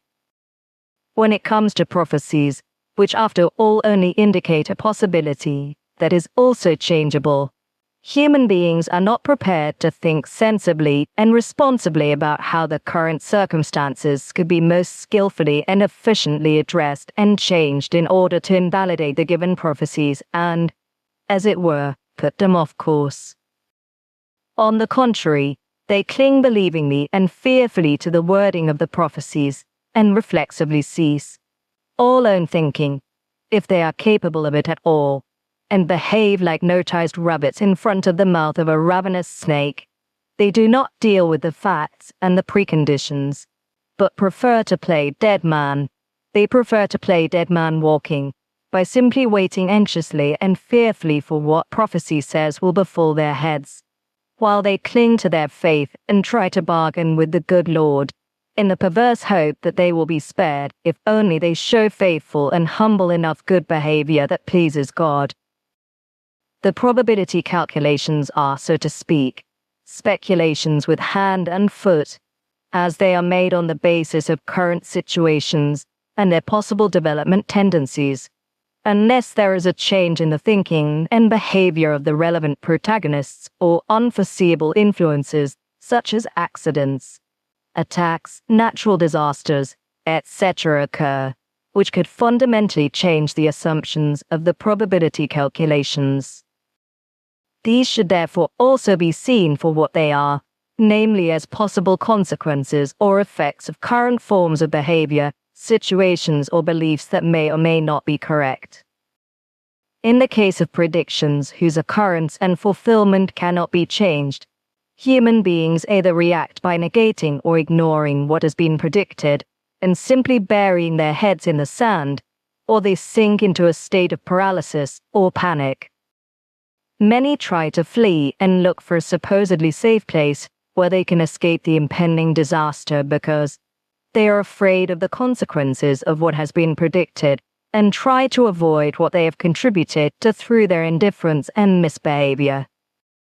Through such selfish wrong decisions and misbehavior, they often make what has been predicted even worse, not only for themselves, but for all those who are affected by it.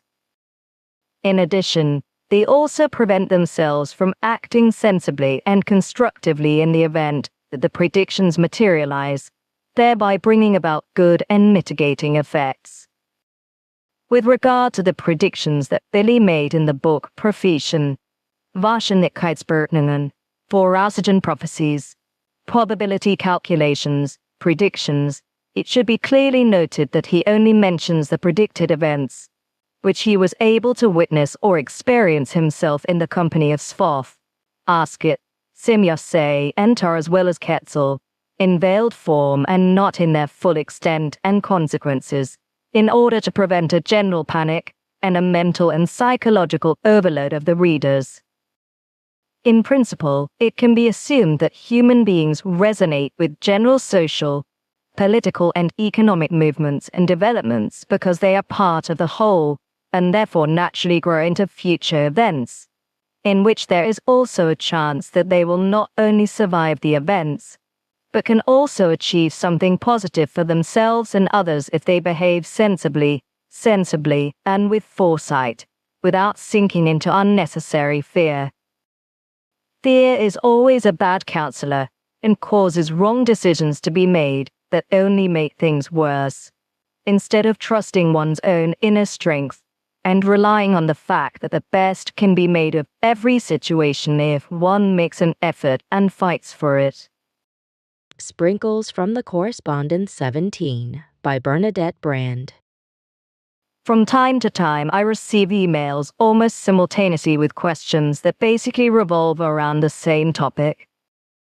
In this case, there were 3 emails, the first 2 of which I answered briefly and succinctly, while the third required a more detailed response as the question was also more complex. Once all the answers had been given, I realized that all the questions basically revolved around the same topic, namely the might of thoughts and self-optimization. After some thought, I therefore decided to address this topic in a separate section. Questions. Does the might of thoughts generally increase with age? Can the might of thoughts diminish? The third question was based on a meditation phrase created by Billy and used by Marianne Uehlinger in one of her articles, I recognize my inner values and recognize myself. I also keep all dream images in my memory after waking up, from which I clearly and unambiguously recognize who and what I actually am. The specific question was whether this sentence can also be applied directly to the achievement of a specific ziel, in the form of a direct instruction or command, by rephrasing it accordingly and then repeating it in a meditative, concentrative manner. Answer. The first 2 questions were easy to answer briefly and succinctly. Whether the might of thoughts increases or not is not dependent on age, but solely on the effort to control thoughts, concentration, and the direction of thoughts. Logically, if the effort decreases, the might of thoughts also decreases. So far, so clear. But what is behind such a question, and why is it asked at all? Because the answer is actually obvious. The questioner should not be accused of anything, but the assumption suggests itself that the deeper reason for such a question lies in the desire for self-optimization.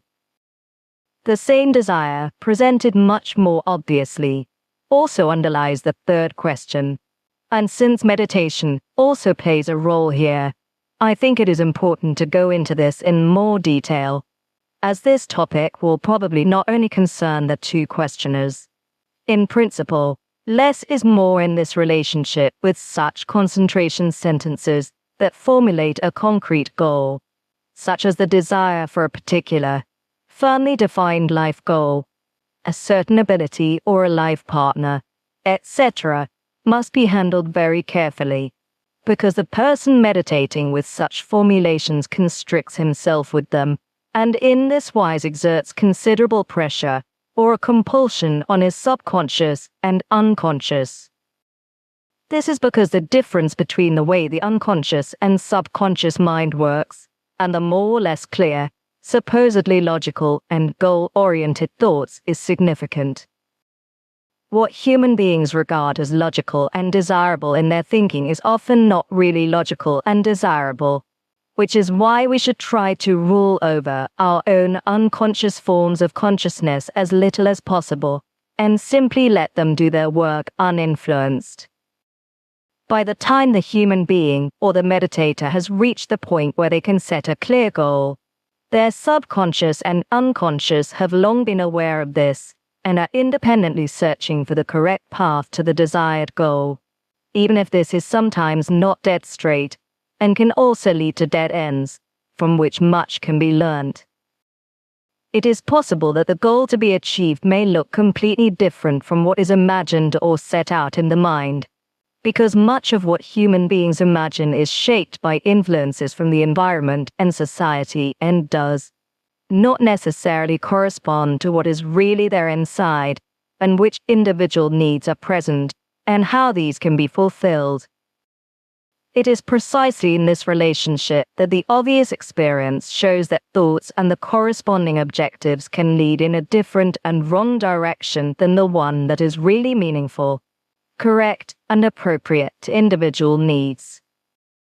It is certainly important for human beings to know where they want to go and what they are striving for, and it is also good if they remind themselves of these goals from time to time and take stock of where they stand, because after all, it is possible that external and internal circumstances have caused them to deviate somewhat from their course, which is why their own picture frame needs to be adjusted again, that such reviews and corrections should not occur too often, because the unconscious forms generally work better when the human being is relaxed and trustingly leaves the work to them.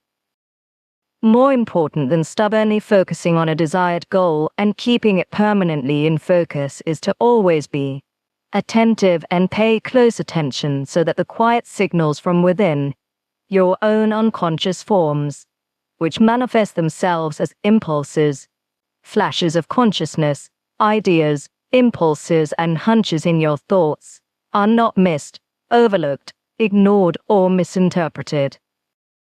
Over time, if the human being is mindful, they learn what the signals from their unconscious forms feel like, which is of course different for each individual, and then react accordingly. Trust in the inner forms of consciousness strengthens inner security, consolidates it, and creates serenity and self-confidence. This is the more correct way, because it is more relaxed and trusting than always wanting to consciously and violently control everything in the delusion of self-optimization. This has nothing to do with the justified and necessary correction of character flaws that need to be worked through and overcome in daily life, and that can be gradually remedied with reason and understanding and clear, logical thinking. It is neither logical nor sensible nor effective for human beings to fixate on a goal to be achieved, which they want to reach via their unconscious forms through an exaggerated concentration of thought. On the one hand, they exert pressure on their unconscious forms, and, on the other hand, their constant mental focusing creates illusions and false expectations regarding the achievement of the goal. However, this provokes the exact opposite of what they want to achieve.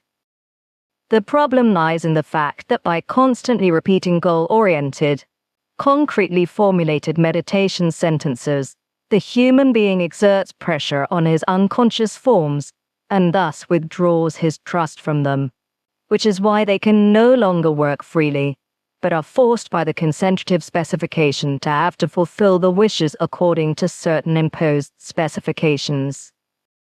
This means that the given possibilities are no longer utilized, and the inner requirements can no longer be met. The first consequence of this is that the excessive preoccupation with a desired goal gives rise to fantasies, which are followed by psychic illnesses such as depression, etc., which ultimately lead to a delusion from which there is no turning back if the pressure is not relieved at an early stage and the compulsion on the unconscious forms is completely dissolved, or better still, never exercised at all.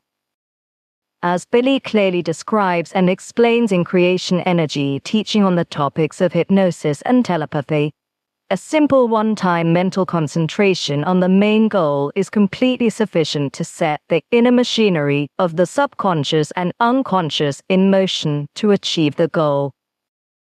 After that, it is appropriate and beneficial to put the desired topic to one side for the time being and simply remain relaxed and maintain trust in one's own inner powers.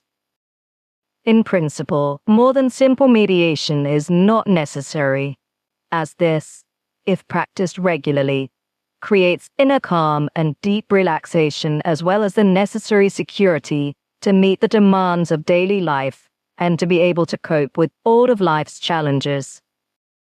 This is also linked to the knowledge that mistakes can usually be corrected and that there is always a way to start again. This makes any self-optimization, as it is fashionable today, superfluous because the human being always knows what he has to do and where he stands in life thanks to the inner security he has acquired. Continuation. After the sprinkle had been written, and it had been found to be good by Billy, I sent it to the questioner who had contacted me about the meditation sentences. After he had dealt with the sprinkle, I received an answer from him a little later, which I do not want to withhold from the readers, and which I therefore reproduce here in extracts with his consent.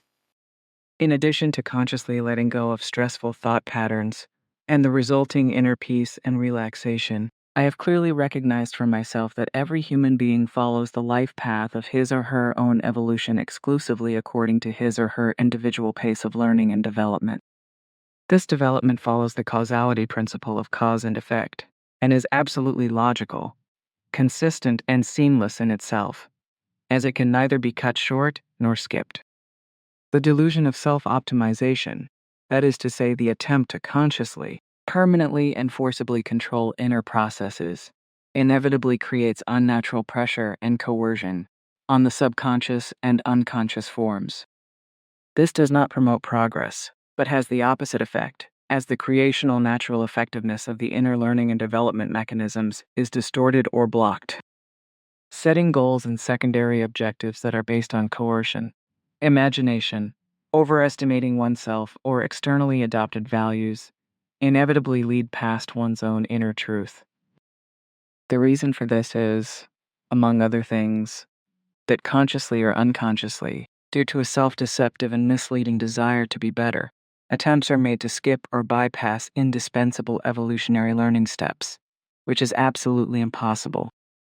True development and unfolding requires self-responsibility, conscience, conscientiousness, diligence, and honesty, then logic, consistency, understanding, and reason, followed by attention and mindfulness, as well as concentration, then patience, perseverance, and persistence, then modesty and realistic self-assessment, resulting in trust in the inner forms of consciousness and inexhaustible energies and powers, resulting in inner peace and deep serenity, supported by healthy self-love, compassion, peacefulness, acceptance, and tolerance, accompanied by confidence and certainty, rooted in the joy of knowledge and learning, resulting in true humanity and lived fellow human beings, anchored in reverence and honor towards the creational natural order and evolution.